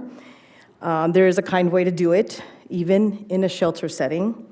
Reality of our lives is that we will have to euthanize animals, just like we do at the Palm Springs Animal Shelter, even though we are no kill. There are things you can't fix. If God can't even fix them, how are we going to fix them? And yes, even behavior euthanasias, we do, but they're animal control mandated or public requested. However, I'm not here to preach about those numbers because I think there are enough people for that. I'm here to tell you that I'd like to offer my services to you to train your staff how to do it. And many people are concerned about costs. Financial and time. And I have found a way to decrease costs because sedation is one thing, but it's similar to a tranquilizer. I'm going to ask you to consider sedation and analgesia, which is pain control, okay? So it's one thing being tranquilized, it's another thing to have pain control at the same time. And for those people that you will come across that says, first of all, it's not a pet.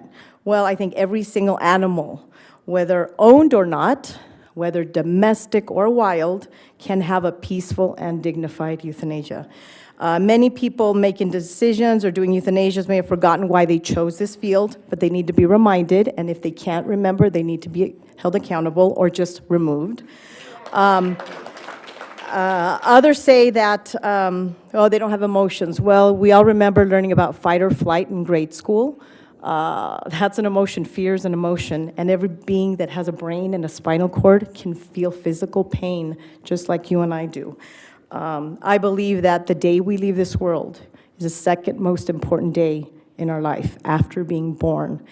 And I'm happy to teach anybody who can give me the time how to help these animals leave in a loving, peaceful, and dignified manner. And that's all. And you can reach me at the Palm Springs Animal Shelter. Okay, thank you.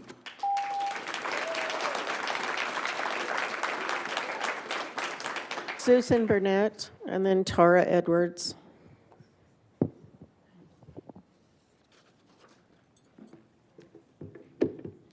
Good evening. It's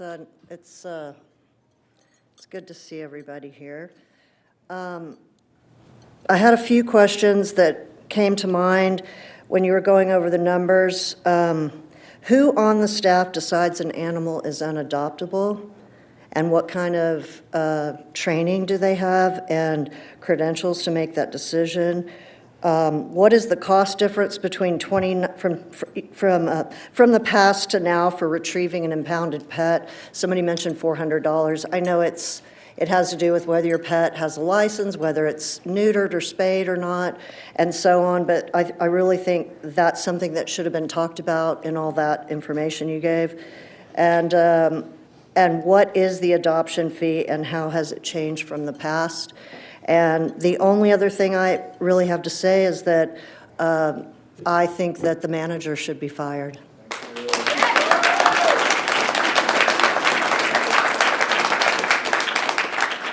Tara Edwards, and then Meredith Kuchan, you're on deck.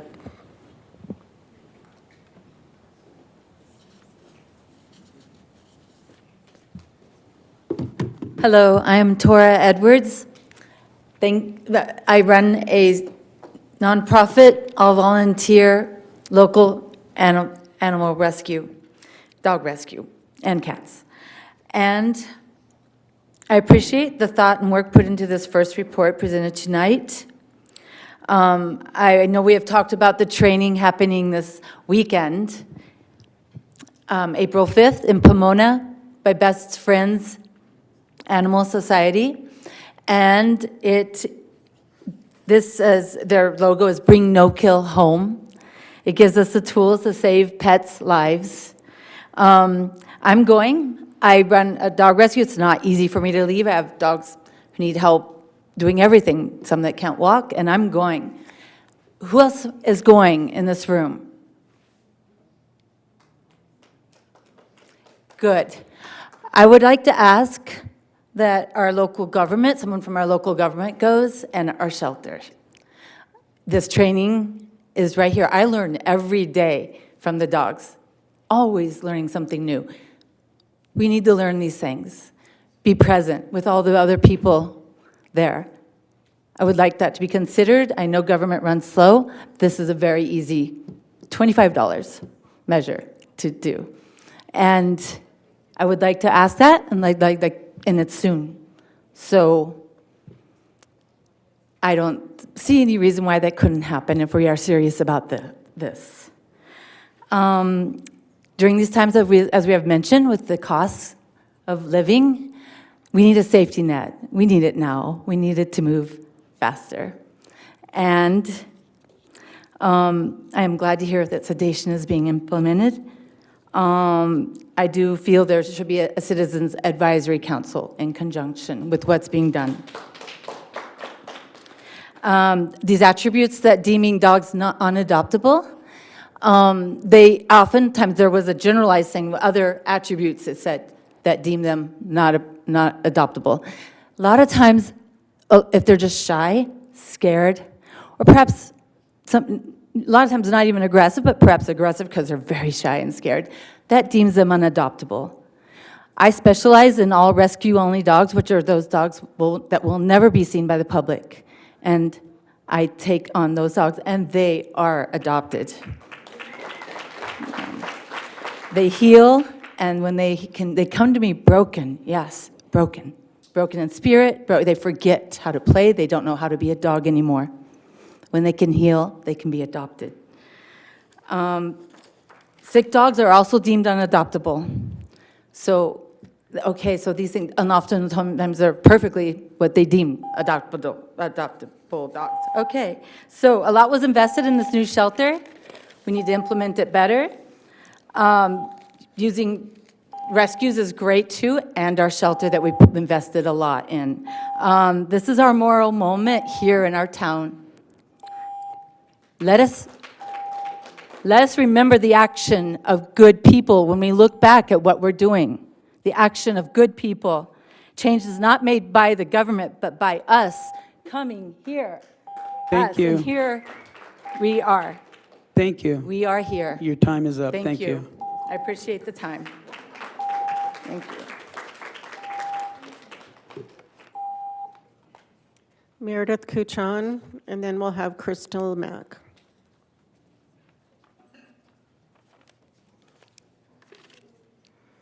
Hi, everybody, we're back. I'm sure by now almost everyone here has read the devastating Z1077 story in which 2 former shelter employees exposed the animal cruelty going on at Yucca Valley Shelter for at least 5 years and likely far longer. One employee, after 1.5 years of watching animals die slow, painful deaths as a clear result of Doug Smith not following standard euthanasia protocols, she got no resolution after reaching out to HR, so she quit. She requested an exit interview to voice her explicit concerns regarding Doug Smith's inhumane use of euthanasia. One of the people at that exit interview was Deputy Town Manager Shane Stuckel. That's you, right? I can't see your placard, it's facing the wrong way. Okay, I think it's you. You can move on. And what, I will. What did you do about it? You did nothing. Then another former employee came forward with similar concerns, including routinely euthanizing animals for fully treatable conditions like kennel cough. Once again, you, Shane, were informed. Once again, you did not follow up. You did nothing. Was it too much work for you? Fast forward 4 years, and here we all are. You could only sweep it under the rug for so long. At the past 3 meetings, you had a chance to step up. Instead, more animals are euthanized every day while you conduct a 90-day review. What a joke. This review should have been done in 2021 when these complaints were first brought to you? How many thousands of animals have suffered and died because you failed to do your job? A job that in 2021 you were paid $172,338.40 to do. You, as well as Doug Smith, are complicit in the deaths of these animals and the ongoing heartbreak of all in this community. All night, I've heard you make excuses why our shelter is an abject failure. I don't want excuses. I want apologies. I want resignations. I want terminations. You clearly have not represented the interests of this community you are meant to serve. We don't want your excuses. We want solutions. We've got your number and it's up. Do better.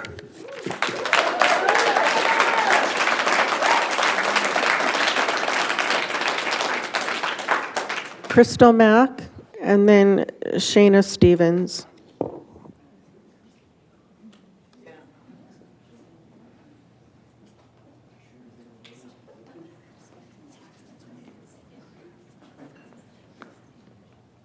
Okay, so the last thing I wanted to do was come up here and say anything, but like just listening to everything. I've been partnered with the shelter for 10 years and I live less than 2 miles down the road and I've only been asked to take 3 dogs. And like before this even meeting, I called Doug and I was like, I know you're probably gonna get chewed up in the meeting. I'll come once a week and I can take pictures of the dogs. Because I'm partnered with probably 40 shelters, and every day I wake up to so many emails from each and every one. Probably like a total of like 130 total every day. Just please take this dog every single day. I just got my first email from Yucca shelter like 2 weeks ago. And like the spay neuter, I saw them at Animal Action League on Wednesday. So they don't have to bring them up to San Bernardino for that. And like I offer like free microchips and vaccines, and I was just donating them to people. And then I was told by the shelter to stop doing that for reasons unknown, like just for, I have no idea why, but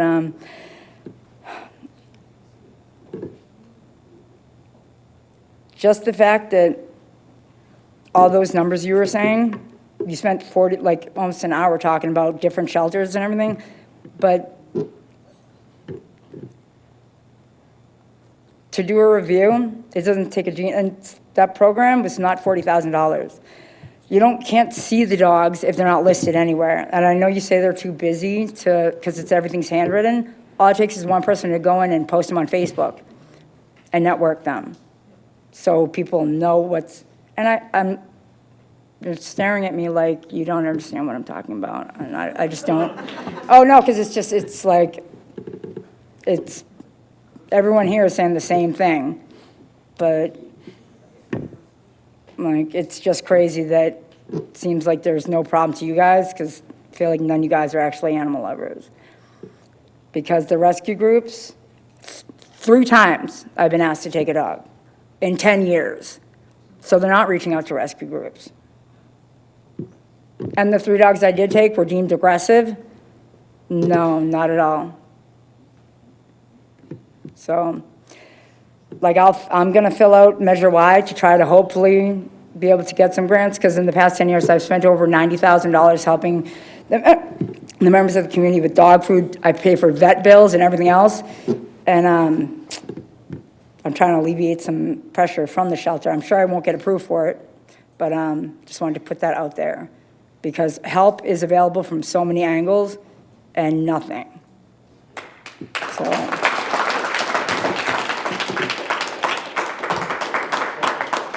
Shayna Stevens.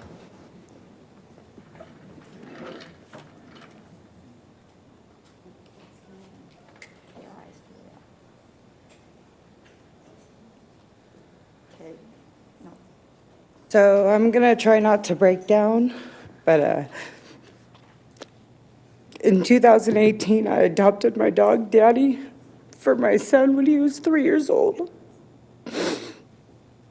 Daddy was amazing. He listened, he was chipped, he did everything he was supposed to do. And I had 2 other dogs that were chaos, and I tried to tell Doug Smith about them, and he wouldn't take them.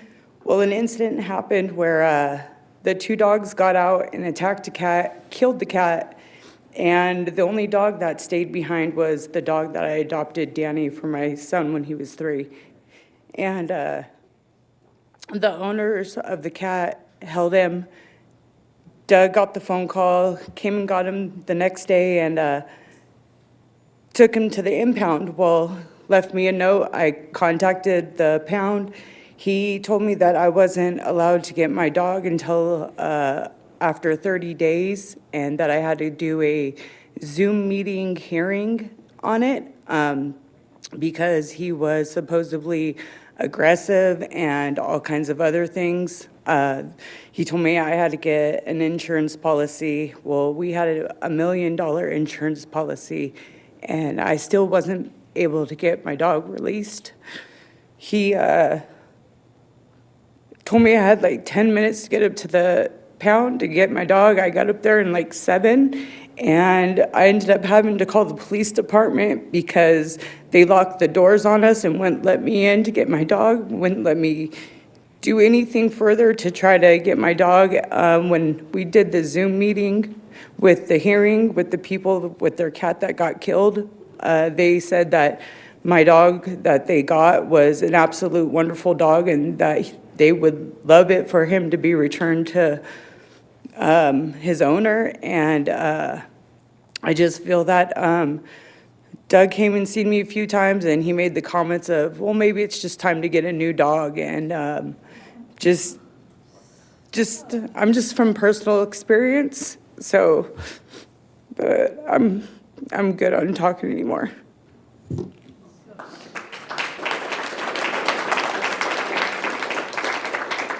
Mayor, that's all the cards I have to. All right, thank you. Is there anyone else in the public that has not spoken that would like to say something? And We have a comment online. okay, Mayor, we have a comment online. okay, great.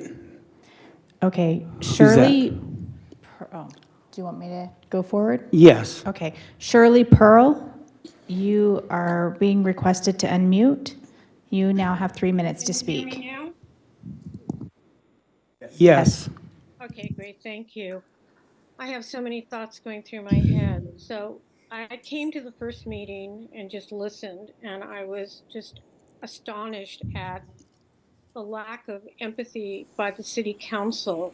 And I always felt that the reason why you're listening to us is because you have a community that's up in rage right now and very angry, and you're now being asked to be accountable. Otherwise, I think this would have continued on and on and on, and there would have been no change whatsoever. But I'd like to address something that I did for a while that I think might help you in your outreach program. There were several years of my life where I volunteered practically full time for several different volunteer shelters and groups. I went and I rescued dogs out of the San Bernardino shelter, which is just horrid. I worked with a group as a volunteer called LA Love in Leashes, which was started by 2 women, just 2 regular women who loved animals and kind of outreach to different people. And they were able to partner with a local animal shelter in LA.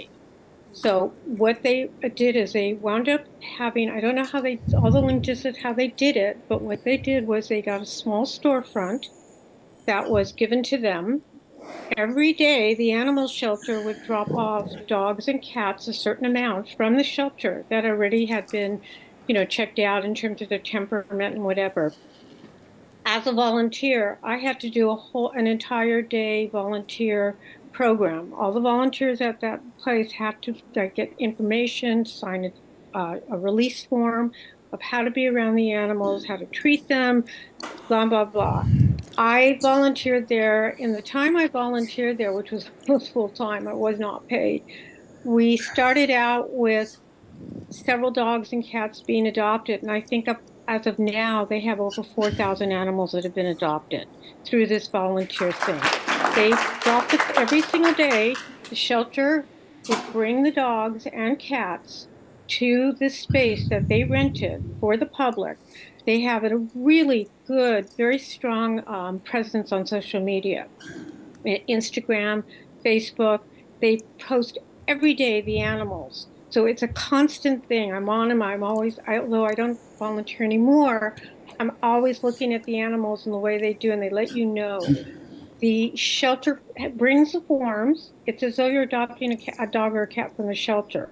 So they bring the forms, they train them. They had one person who did work for LA Love and Leashes who was a paid employee, even though it's a 504 nonprofit. And that person was in charge of filling out the paperwork for the adoption as though the dog or cat that was being adopted was being adopted directly from the shelter. I, as a volunteer, would interact with all the people who were interested. I would walk the dogs. I would spend time with the cats. It was all around, just everybody was happy. The shelter was happy. The volunteers were happy. The public was happy. It can be done. And we're a smaller community. We are a small community. There's no excuse, none whatsoever, for you to reach out and do something similar or try or do this. I just feel like there's still the sense of apathy. And again, you're listening to us, you're doing all of this, but it's only because you're forced to. It's only because we're saying, hey, no more. We're tired of this, and we're taxpayers. We pay you. We pay the people who work at the shelter. We pay for the shelter. We pay all that. So the money is our money going to you. And I didn't plan to get angry about this, but I just want to say you need to do more research. You need to reach out to other volunteer groups that come in and take dogs and cats out of the animal shelters and work with them. You have to train the volunteers so they know what they're doing. Excuse me, your time is about up, so. I'll end it really quickly. I tried twice to volunteer at the Yucca Valley shelter. And when I first moved there 14 years ago, and not that long ago, and I was told both times that if I was willing to do paperwork for them, because they didn't really want to do paperwork, then they would have me. And I had told them I was a trained volunteer, that I could do so many things, but I didn't want to just sit down and do their paperwork. Okay, and there's no Thank you very much. You're way over time. system. We're in 2025. Thank you.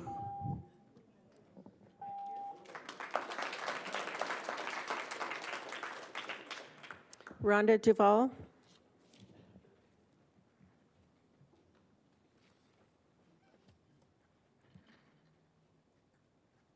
Thank you for letting me speak. My family's been a resident of the desert since 1939. My grandma came out. She was one of the founders of all the community efforts.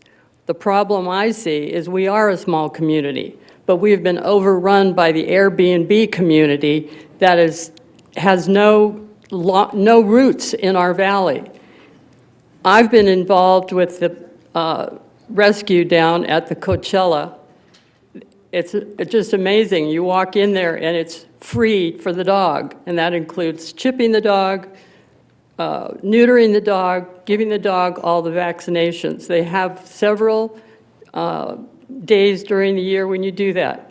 I went back to get some paperwork on my dog, and I looked up and it was free adoption day again. So I took 2 cats in. I have 2 horses from BLM land. And we need to shut down the puppy mills. That's all I have to say. Thank you.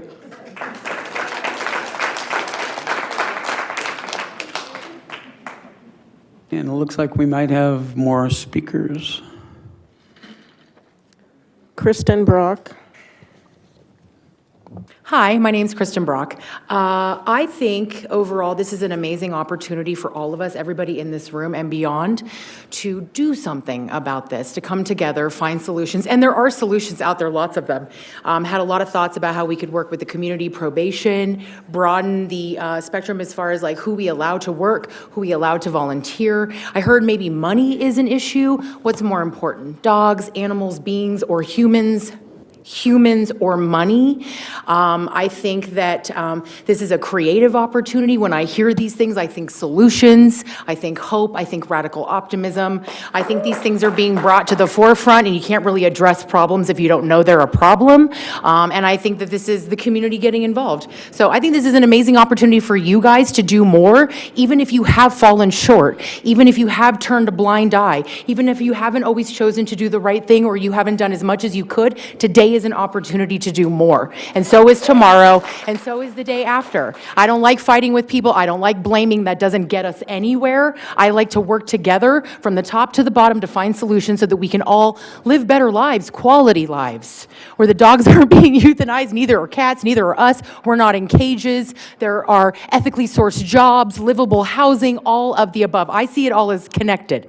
So this is a part of an overall recipe when it comes to humanity living greater lives, and you can incorporate God, you could incorporate Mother Earth, whatever belief system you have. It is all connected. I see you smiling. I feel like maybe these things are resonating. So why don't we get reconnected to our humanity and do what we can with what we have where we are right now, because we are the only ones that can change things, and it is possible. All things are possible. Thank you.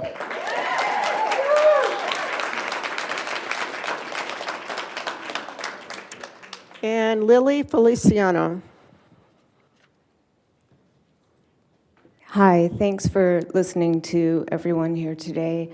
My name's Lily, and I'm a full-time resident of Yucca Valley.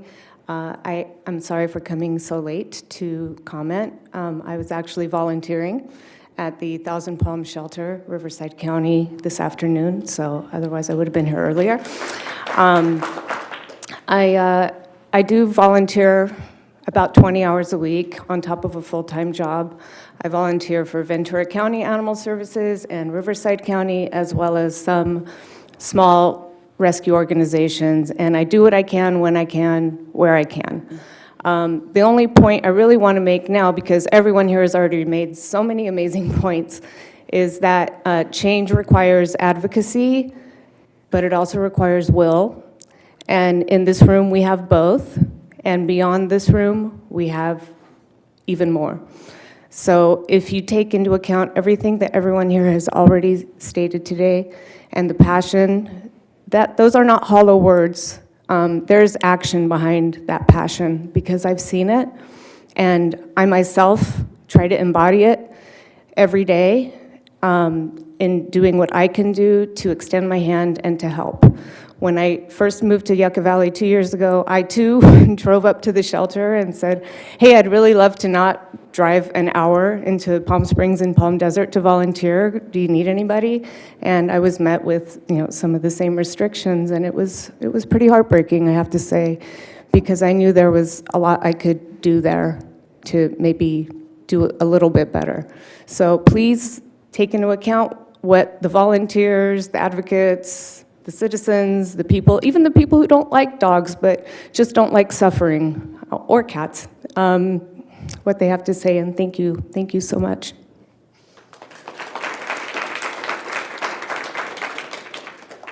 Is there anyone else in the public, online or in person? All right, well, let's move on now. Let's see if Mayor and Council, thank you. Staff has anything to I say. do have just a couple of comments for the council and for the public. Number one, we do appreciate the input that we've received. Again, we've had this presentation multiple years.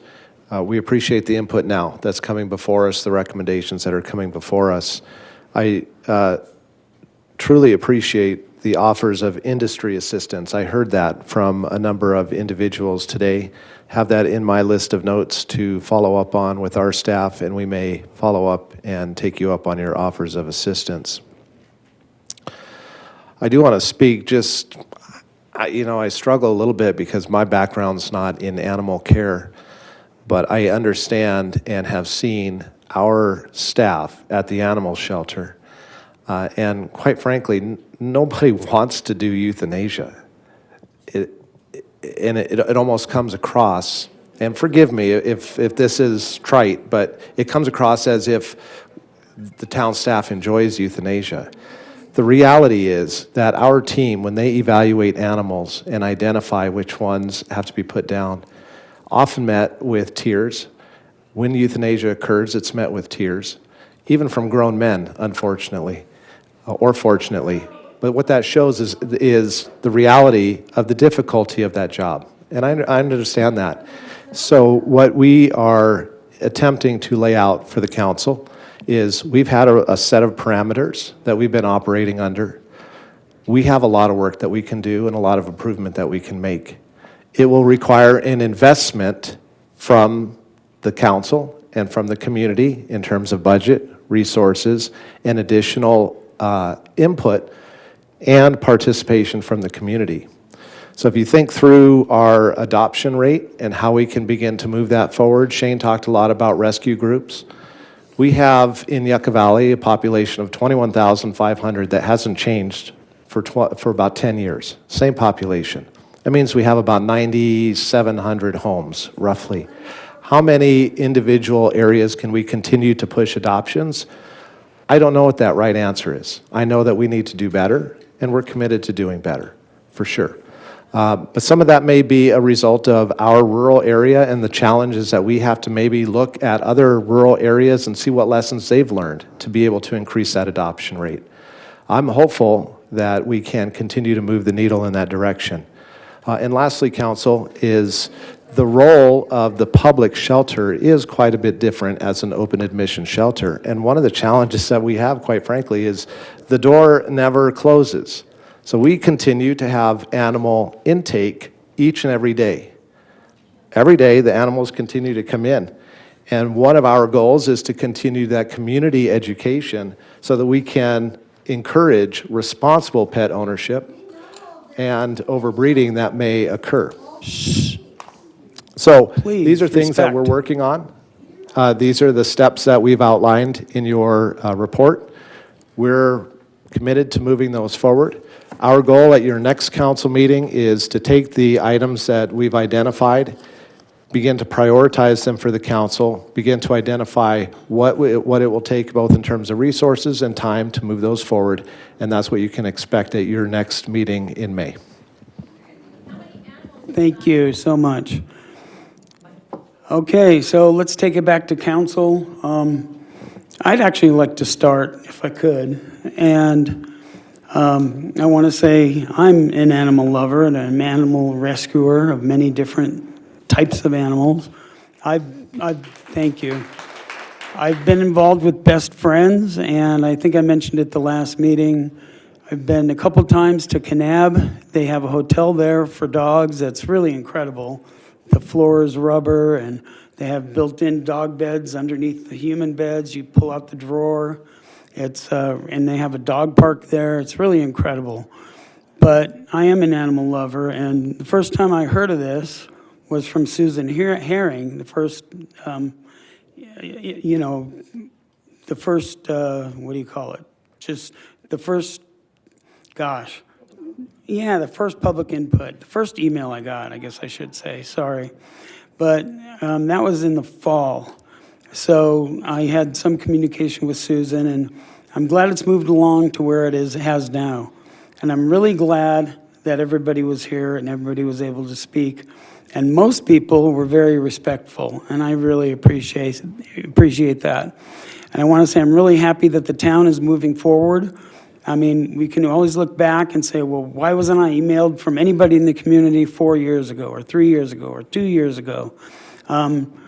You know, I mean, a lot of times you hear things from the community, and that's how you find out. But I'm just grateful that the town of Yucca Valley is moving forward. We're finding solutions, and I appreciate that. So let's see if anybody else has comments. Well, first of all, Mayor Pro Tem. thank you. Appreciate everyone being here again and pointing out these things. You know, thought precedes action, and humility allows room for learning. And I don't pretend to be an expert when it comes to all areas of this government here, but myself and I'm sure a lot of the council have learned a whole lot about the animal shelter operation and the opportunities that we have to make some radical changes. So I appreciate the public being here and coming forward with valid concerns. I also value staff gathering information for our operational review, not trying to hide any numbers, putting out the numbers as disappointing as they might be, and also summarizing exactly what we've heard from our previous meetings. I think you hit a lot of those topics, and I'm glad we've already made some improvements, and we've already implemented some moving forward and so forth. I had a question for staff. I was very disturbed hearing about those dogs who were brought in by owners, public requests for euthanasia. A person comes in, they want their dog put down. We're a public agency. Are we required to put that dog down just because somebody brings it in and asks us to put the dog down because it's vicious? And are those numbers held against us?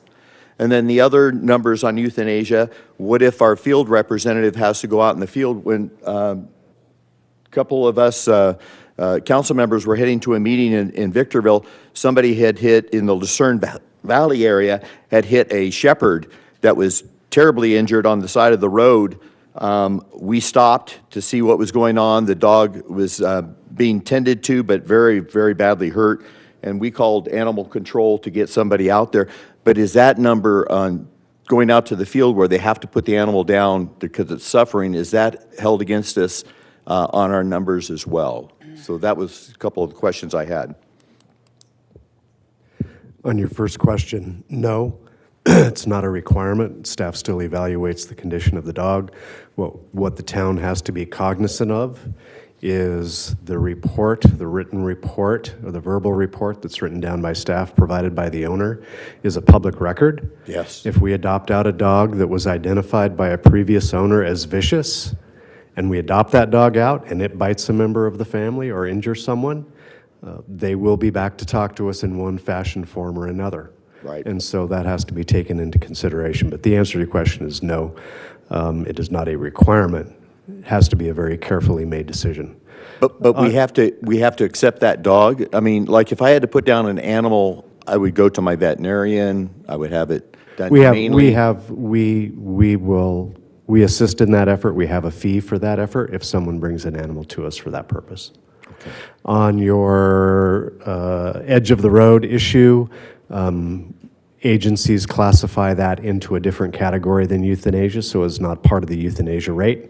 It's euthanasia due to injury, and so that's typically classified by agencies in a separate line item. Okay, and then how far out do our officers have to cover? And also, we're partnership with the county. The county has their own vehicle and their own officer that brings animals in as well? Our officers only cover town of Yucca Valley properties and town of Yucca Valley animal. We do not go outside of the town boundaries. We have no jurisdiction or dominion outside of the town boundaries. And then just to give you an example, one of the questions asked this evening was from residents of Landers and the high return to owner fees. Those fees are County of San Bernardino fees set by the County Board of Supervisors. The town of Yucca Valley has no jurisdiction or dominion over those fees. We collect them on behalf of the county. We don't set those fees or establish those fees. And so an officer from San Bernardino County that's an animal control officer can be in Joshua Tree, pick up a dog, and Yes, bring sir. that to our shelter? Yes, sir. And They could be all the way out in Needles and bring a dog to our shelter. Okay, and do we keep separate records of those brought in Yes, by sir. county Yes, sir. versus the town? Yes, we do. Okay, thank you. All right, on my left, who wants to go first? Okay, I'll go quickly. Member Schooler.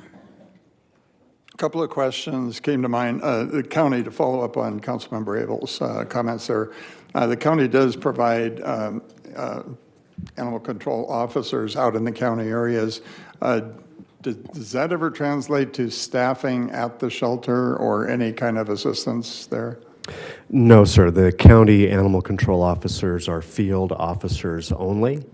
They do not perform services at the shelter. As part of town operations of the shelter, they are not a part of that. Okay, and does 29 Palm Shelter have the same relationship with the county that we do? I do not know. Don't know. Okay. And then one other question came to mind. I remember in the past, we've gotten significant donations of food, like pallets of pet food from like Walmart or others. Is that still in place? Do we still get that? We can bring that information back to you at the next update on this project. Okay, well, I appreciate the report and look forward to the recommendations. Thank you. Go ahead, Councilmember Dennison. Thank you. Thank you, everyone, for being here tonight. Once again, it's nice to see the public engaged in something that's very important to all of you, and certainly us too, and myself especially. There was a question directly to the council, and I just wanted to answer it. Yes, I have laid down with my pets, and I brought the whole family forward to watch them pass away and let them go in a peaceful manner, and that's the only way that I should see that process work. It is heartbreaking. You know, humanity is not judged by an education of somebody. It's just judged by your soul and how you feel about other creatures. So my dogs are always with us. They're always in our house. They sleep with us. They are just part of the family. The good, the bad, the ugly of the moments of a dog are just like a child, and you just learn to live with it and love it. So I wanted you to know that, yes, I know what it's like. I spoke at the very beginning where I had spoken to many of you, even, and more. Everyone that emailed me, called me, got a hold of me, wanted to meet in person, didn't matter. We spoke on a lot of important issues, and they were brought up here tonight, and I'm very proud to say that I like where we're going. And we really can't get somewhere until we know where we're at. We are building a roadmap to get to a better place that we want to be, and we need to know where we're at right now. As discouraging as some of the numbers may appear, that's what they are. And we're going to work with that, and we're not going to keep looking back. We want to look forward, and that's what we want to do. I've spoken on lowering the barriers of cost and other expenses to pet ownership to make sure that people don't lose connection with them should they get lost, displaced into a shelter or something like that. Whatever the situation, we're going to try and work together as a team. We're going to reduce barriers to make that a little bit better. We got one thing that we opened with was our mission statement. And I think it was clear that it's time, with a lot of other things that we do, is to refresh that and take a look at how we want to run a shelter as a mission statement. If that's an important piece to talk as a starting point for discussions, we've talked about that before, and that may be something to maybe keep it in your head too. There may be good things to send to me in an email or your other council members, and just give them some of your thoughts and ideas for building a positive mission statement to give us some kind of frame of mind of where we're going. We did talk about our field officers and, spay and neuter costs, and there's just so many things out there that I hope we brought plenty to go. I'm not going to go down the whole laundry list, but we did a lot of work. There's a long way to go, and I'm very proud of all the work that staff has done. It's not easy, that we don't want to get the best of people that want to help out in a shelter, whether it's maybe someday to have a career there, like we have some folks here, that's what they do. Maybe it's to volunteer, make yourself part of something bigger, that's fine. But we don't want to continue to advertise as we move forward to push people away because we're becoming fragmented. I think we can work together. So I hope that's something you would consider. And once again, I appreciate you for being here. Thank you. Thank you. Okay, so we're done with that, but before you get up and leave, I want you to know the next item on the agenda has to do with the Wolf Walk. So you might want to stick around and listen to that. I think we have an interested audience. So let's go on to item number 9, town sponsorship of the 2025 MBHS Joshua Tree No-Kill Shelter Wolf Walk.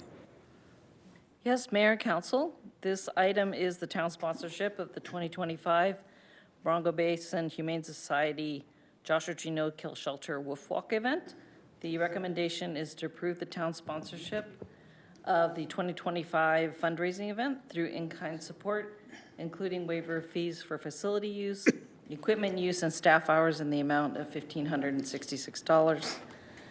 The Morongo Basin Humane Society operates the Joshua Tree No-Kill Shelter, a nonprofit 501c3 organization.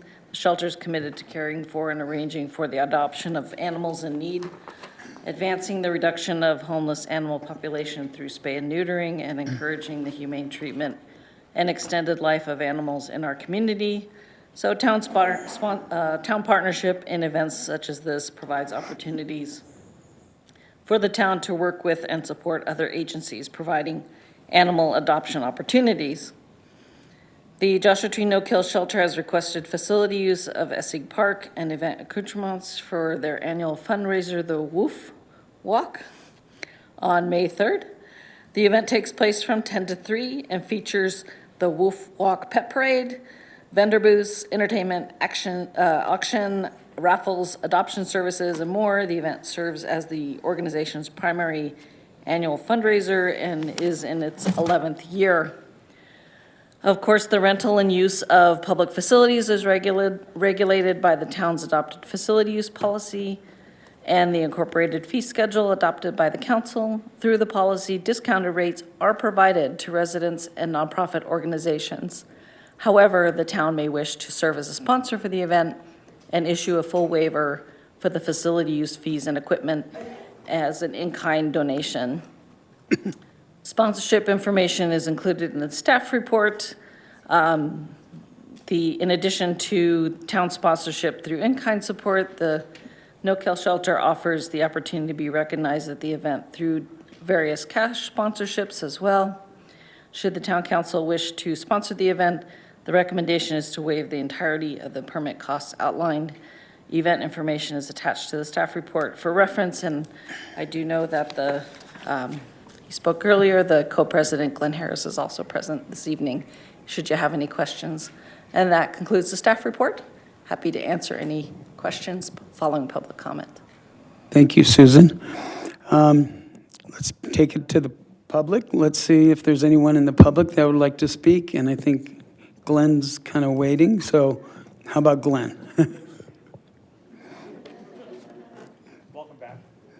Thank you all for tonight, for having us here to speak, and I want to thank you all in advance for your support of the Wolf Walk and also the Joshua Tree No-Kill Shelter. You know, this is our 20th year of being a no-kill shelter. And yes, and it's also the beginning of a new phase of our development.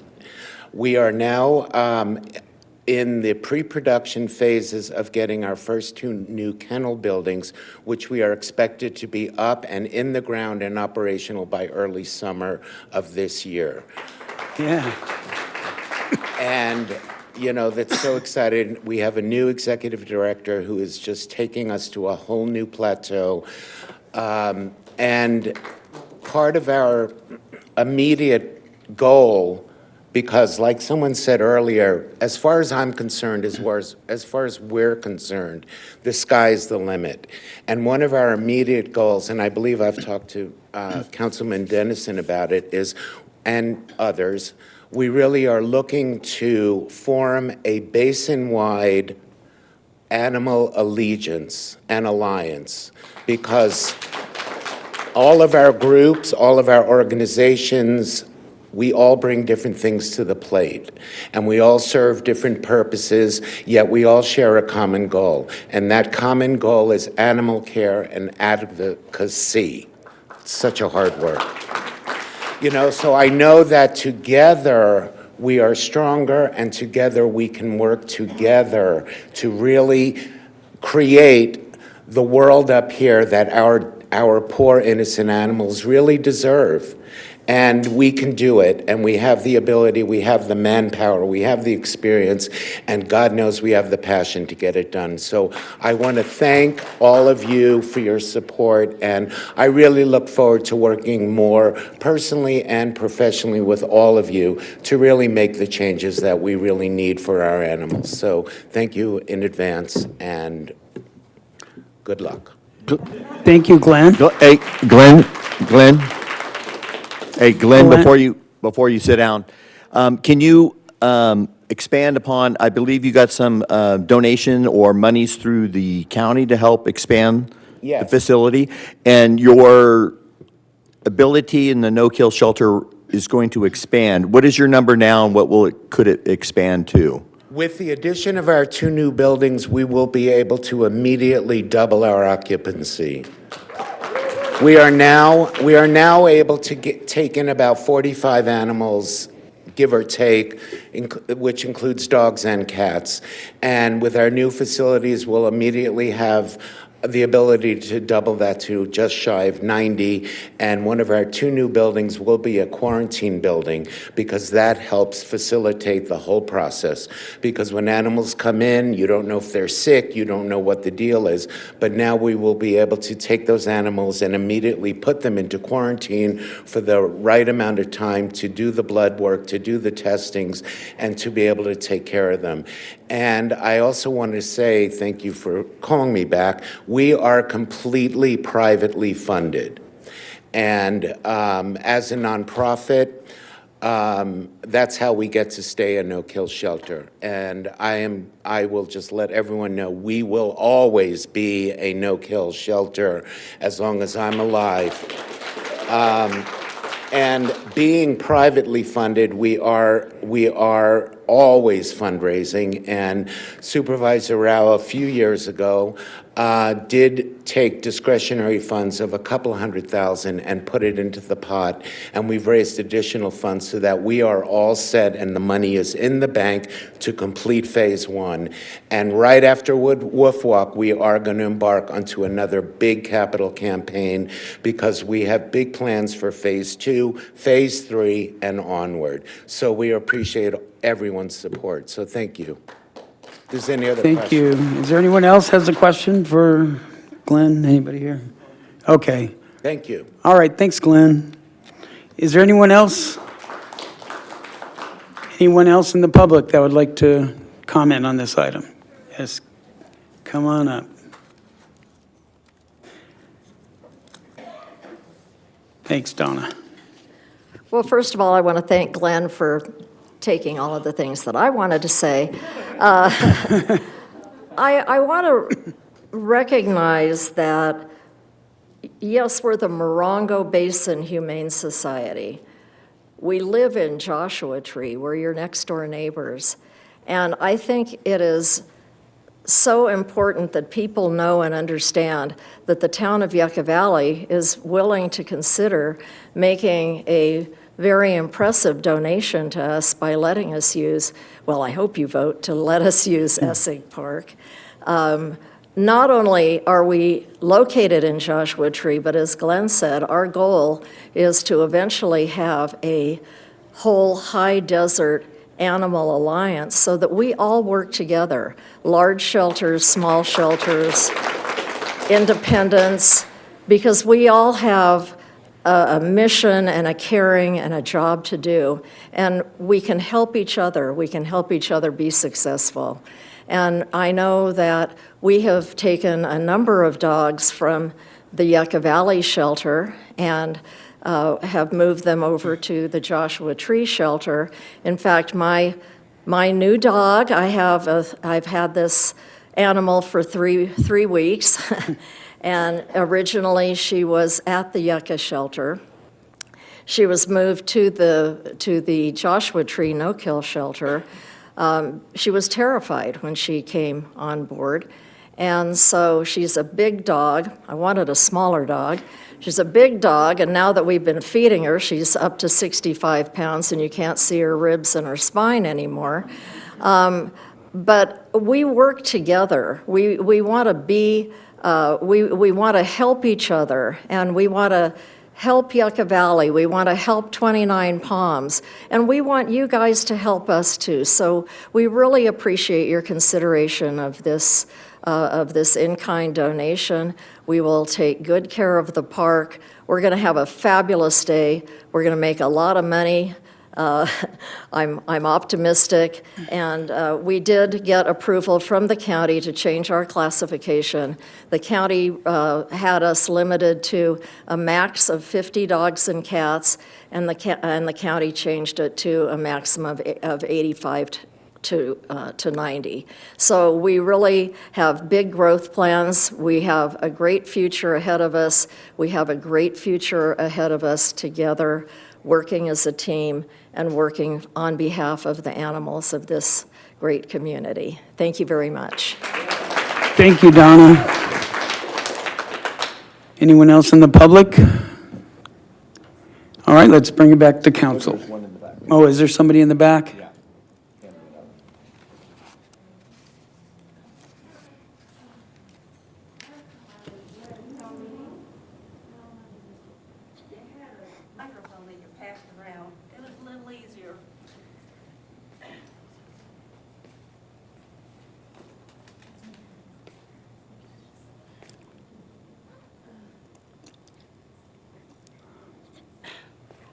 My sister and I live in Landers, and we adopted our dog from the shelter. Great experience, great dog, still have her.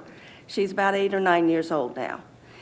Anyway, we were caregiving a neighbor's dog, and things happened to him, and he wasn't able to come back. So my sister and the neighbors and all were taking care of this dog, but she ended up in the shelter.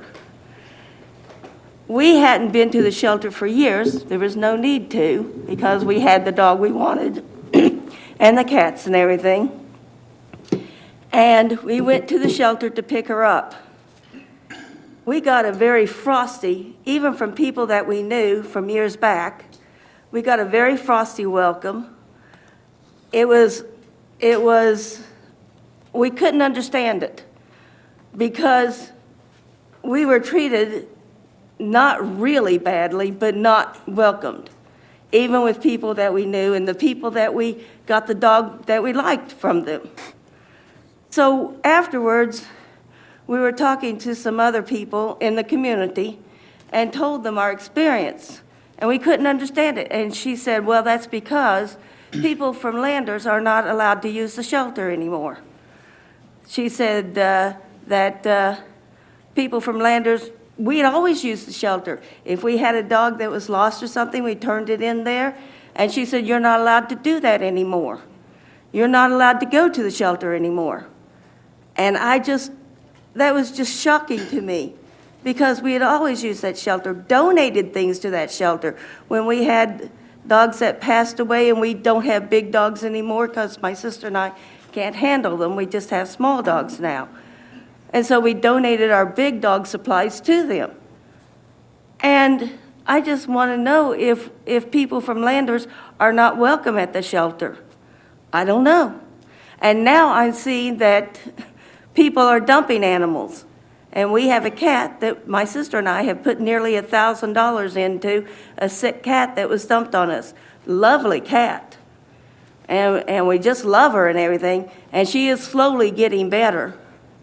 But I'm just a little bit, I don't know which way to go. I mean, are we welcome or not?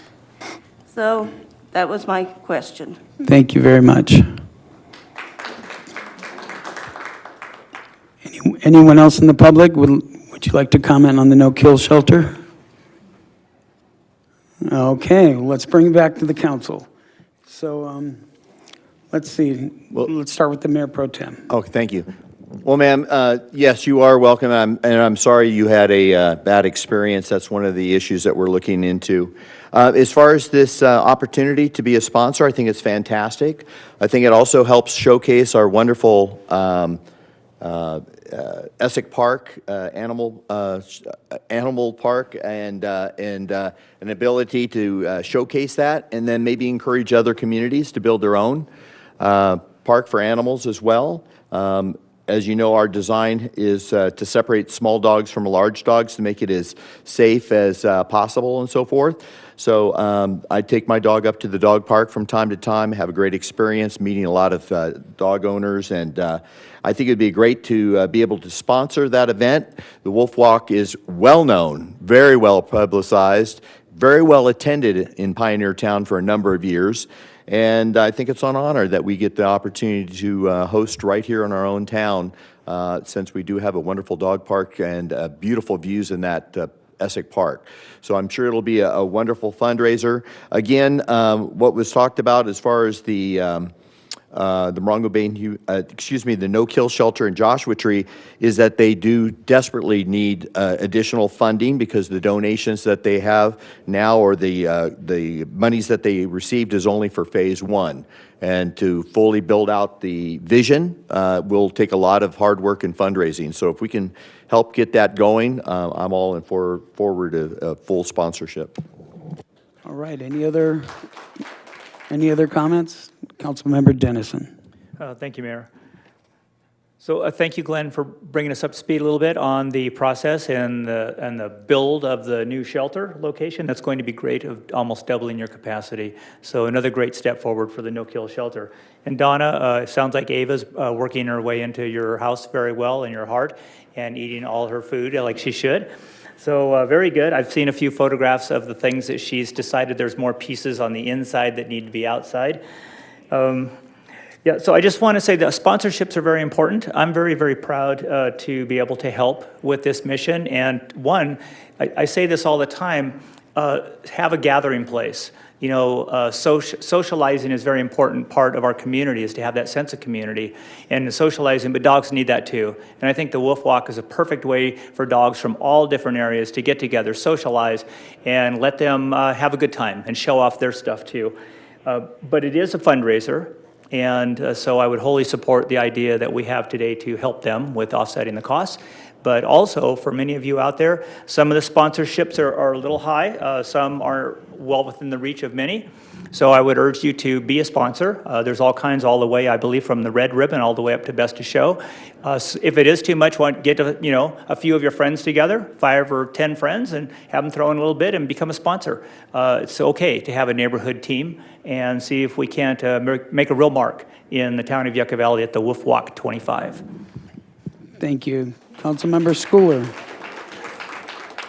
I agree with the comments of both council members so far, and if there's no further discussion about it, I'd be happy to make the motion that we support this and sponsor this event. I just want to say thank you to Glenn and Donna, but yes, of course, let's move ahead. I've been to many Wolf Walks, and I think I missed last year, but it's a great event, so go right ahead. I'll second the item. Schooler motion. Council members Abel, Yes. Dennison, Yes. Schooler, Yes. and Mayor Droz. Yes. All right, thank you, everybody. Now we're moving on to item 10, ordinance number abatement of public nuisances. Good evening, Mayor and Council. The recommendation before you this evening is that the Town Council finds the project is exempt from the California Environmental Quality Act pursuant to Section 15061B3, which states that if an activity is covered by the general rule that CEQA applies only to projects which have the potential for causing a significant effect on the environment, and where it can be seen with certainty that there is no possibility that the activity in question may have a significant effect on the environment, the activity is not subject to CEQA, and that the Town Council introduces the ordinance amending Chapter 6.04 of Title 6, Health and Sanitation Code of the Town of Yucca Valley. And this is an ordinance of the Town Council of the Town of Yucca Valley, California, amending Chapter 6.04, Abatement of Public Nuisances, Section 6.04.020, Definitions, and Section 6.04.030, Declaration of Public Nuisance. Contained within your packet this evening on stamp pages 199 and 200, the council can see the recommended changes to this section of the code. There's a modification to the definition of an inoperative vehicle, and we have added in a section on the outdoor storage of recreational vehicles, and that's under section 6.04.030, item F and item G, additional language, and then there's some minor word tweaking under item C, as can be seen. So this is ordinance amendment is brought forward due to the presence of the storage of recreational vehicles which are not used, they are not registered, they are not licensed, and they are not roadworthy. And we are ending up with essentially storage lots of recreational vehicles in our residential zones. And that's, I think, just a general description of what this ordinance gives your town code enforcement staff the ability to work with. That concludes the staff presentation. We'd be happy to answer questions following public comment. All right, thank you. Is there anyone in the public that would like to comment on this item number 10? No? Okay, let's bring it back to the council. Anybody want to talk about this? I just want to mention that I appreciate the work on this. A lot of people, neighborhoods can be disrupted by too many vehicles that are abandoned, basically, and motorhomes too, or any other type of travel vehicle. So, yeah, it was good work, very clear. The changes and deleted parts, and then the additions are very clear, and I would approve the item. All right, anybody want to make a motion? I think you said you'd move the item? I said I would approve it. If there's any more comment, please continue. I'll make a motion to approve if there's no other discussion. Second. Councilmembers Abel, Yes. Dennison. Yes. Schooler. Yes. And Mayor Droz. Yes. Now let's move on to future agenda items. Is there anything council would like to talk about in the future? Nope.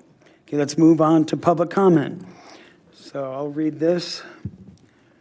The town takes this time to consider your comment on items of concern which are not on the agenda. When you're called to speak, please state your name and community of residence. Please limit your comment to 3 minutes or less. Inappropriate behavior which disrupts, disturbs, or otherwise impedes the orderly conduct of the meeting will result in forfeiture of your public comment privileges. The town council is prohibited by state law from taking action or discussion items not on the agenda. So is there anyone in the public that would like to comment on anything that's not on the agenda? And no one online? All right, let's go to staff reports and comments. Mayor and Council, due to the late hour, we'll keep this brief. Alex, if you could provide a quick update on the Old Town parking project, that'd be terrific. And then Sue, if you want to present a couple of updates on current or recent items, that'd be great. Good evening, Mayor and Council. Just to give an update on the Old Town parking project. The project is about 85% complete. All the paving and concrete is being completed as part of that project.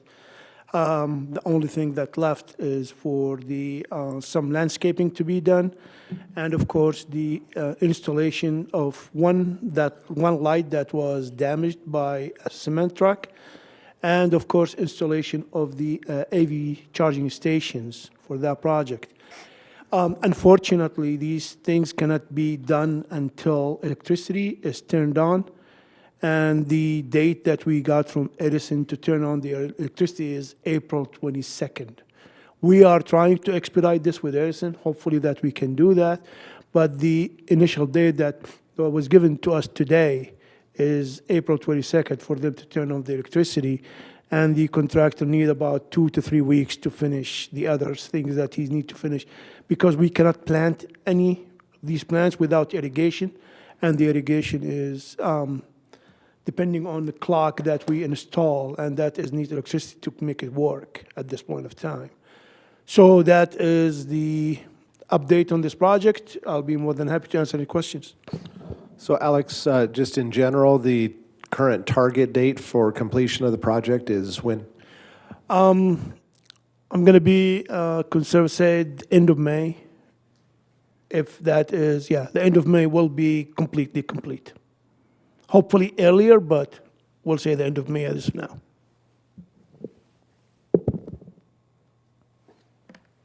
One question, Alex, on that. I went by day before yesterday, walked the site, looked at it. One of the workers was there. He had mentioned that there was some kind of another repair needed in the roadway. Are you aware of that? Something to do with some kind of part of it up by the front. I didn't notice anything, but he said that they were working on that, so I didn't know if there was mention to you. Not aware of it, but I'll find out. Okay. Yep. Thank It was you. closer to the front, I believe, somewhere in the middle of the road. He pointed in that direction, but I don't know what, I didn't see anything. That could be the working Caltrans right away, but I'll find out. Okay, thank you. Thank you. Sue, any updates there today? Sure. I just want to let the council know that the Community Services Department held 2 events this last Saturday. We had our Healthy Hearts Run, so that was really exciting. We had amazing weather, and we'd like to thank our Mayor Pro Tem Abel for hosting that event with us. It was up at Essig Park, and you can certainly, that one picture, you can see that amazing view. It's crazy. It was so pretty. We did hit 135 registered participants, so we were super happy about that. We'll put out a post-event press release as well with some of our winners and our results, but those are really good numbers for us, and we're very pleased, and congratulations to our recreation staff for that super event. The other event that we had on Saturday was from High Desert Nature Museum From Waste to Wonder exhibit reception. We had 100 artist submissions this year, so it's a packed show. I think last year we were at 64, so a lot of interest in this show. We had 311 reception attendees for the 5 to 7 p.m. Presentation, and we'd like to thank the mayor for hosting with us. You can see it was just packed. We had people coming in and out all evening. They enjoyed the show immensely. It's just a terrific show, and the exhibit will be open through May. You can see some of the items there, but if you haven't seen it, go in and see it. It's just a terrific show, and so many just imaginative entries. And there was snacks, so that was also really fun. But that concludes our update. Thanks, Sue. It's springtime. We have a lot of activities going on. You should have received your spring, summer activity guide, so you can take a perusal through that catalog and see all the different items that we have moving forward for the community as we move into spring. So that's it for tonight, Mayor. Thank you. All right, thank you. Now we have mayor and council reports and comments. So Councilmember Dennison. Thank you, Mayor. Not much to say, just thank you to the community for coming out and working with us on some of the agenda items today. And also just a shout out once again for the Partners Against Violence and the San Bernardino County Children's Network for Child Abuse Month. One of the shocking numbers that came out of that the comments was over 31,000 reported cases of child abuse in our county, and a number of them were here in Yucca Valley and surrounding areas. So remember, not just April, but try and think about it all. That's why I'm wearing this color shirt. It was a request for that today, but also throughout the year. You know, we have a responsibility to make every person and pet safe as possible. Thank you. Councilmember Schooler. I agree with those comments. I was going to bring them up, and same shout outs, but I think given the hour, that's all for me tonight. Mayor Pro Tem Abel. I want to thank the mayor for allowing me to fill in for him at the Healthy Hearts Run. It was the largest Healthy Hearts Run that we've had. So well organized, and also it was a good year for me to do the recognitions and welcome instead of running, because there were 3 gazelles out there that just tore up the course. So I would have been humiliated or put in my place, I guess. But anyway, thank you for everyone who attended, and thank you, staff, for your hard work. And I just want to say the event Saturday was great. I got to go to the event where there's no running involved, so that's great. And but I'm glad that a lot of people were here tonight, and that's all really I have to say. So thank you, everyone. And the next meeting of the Yucca Valley Town Council will be held on Tuesday, April 15th at 5 p.m. right here in the Yucca Room. Meeting adjourned.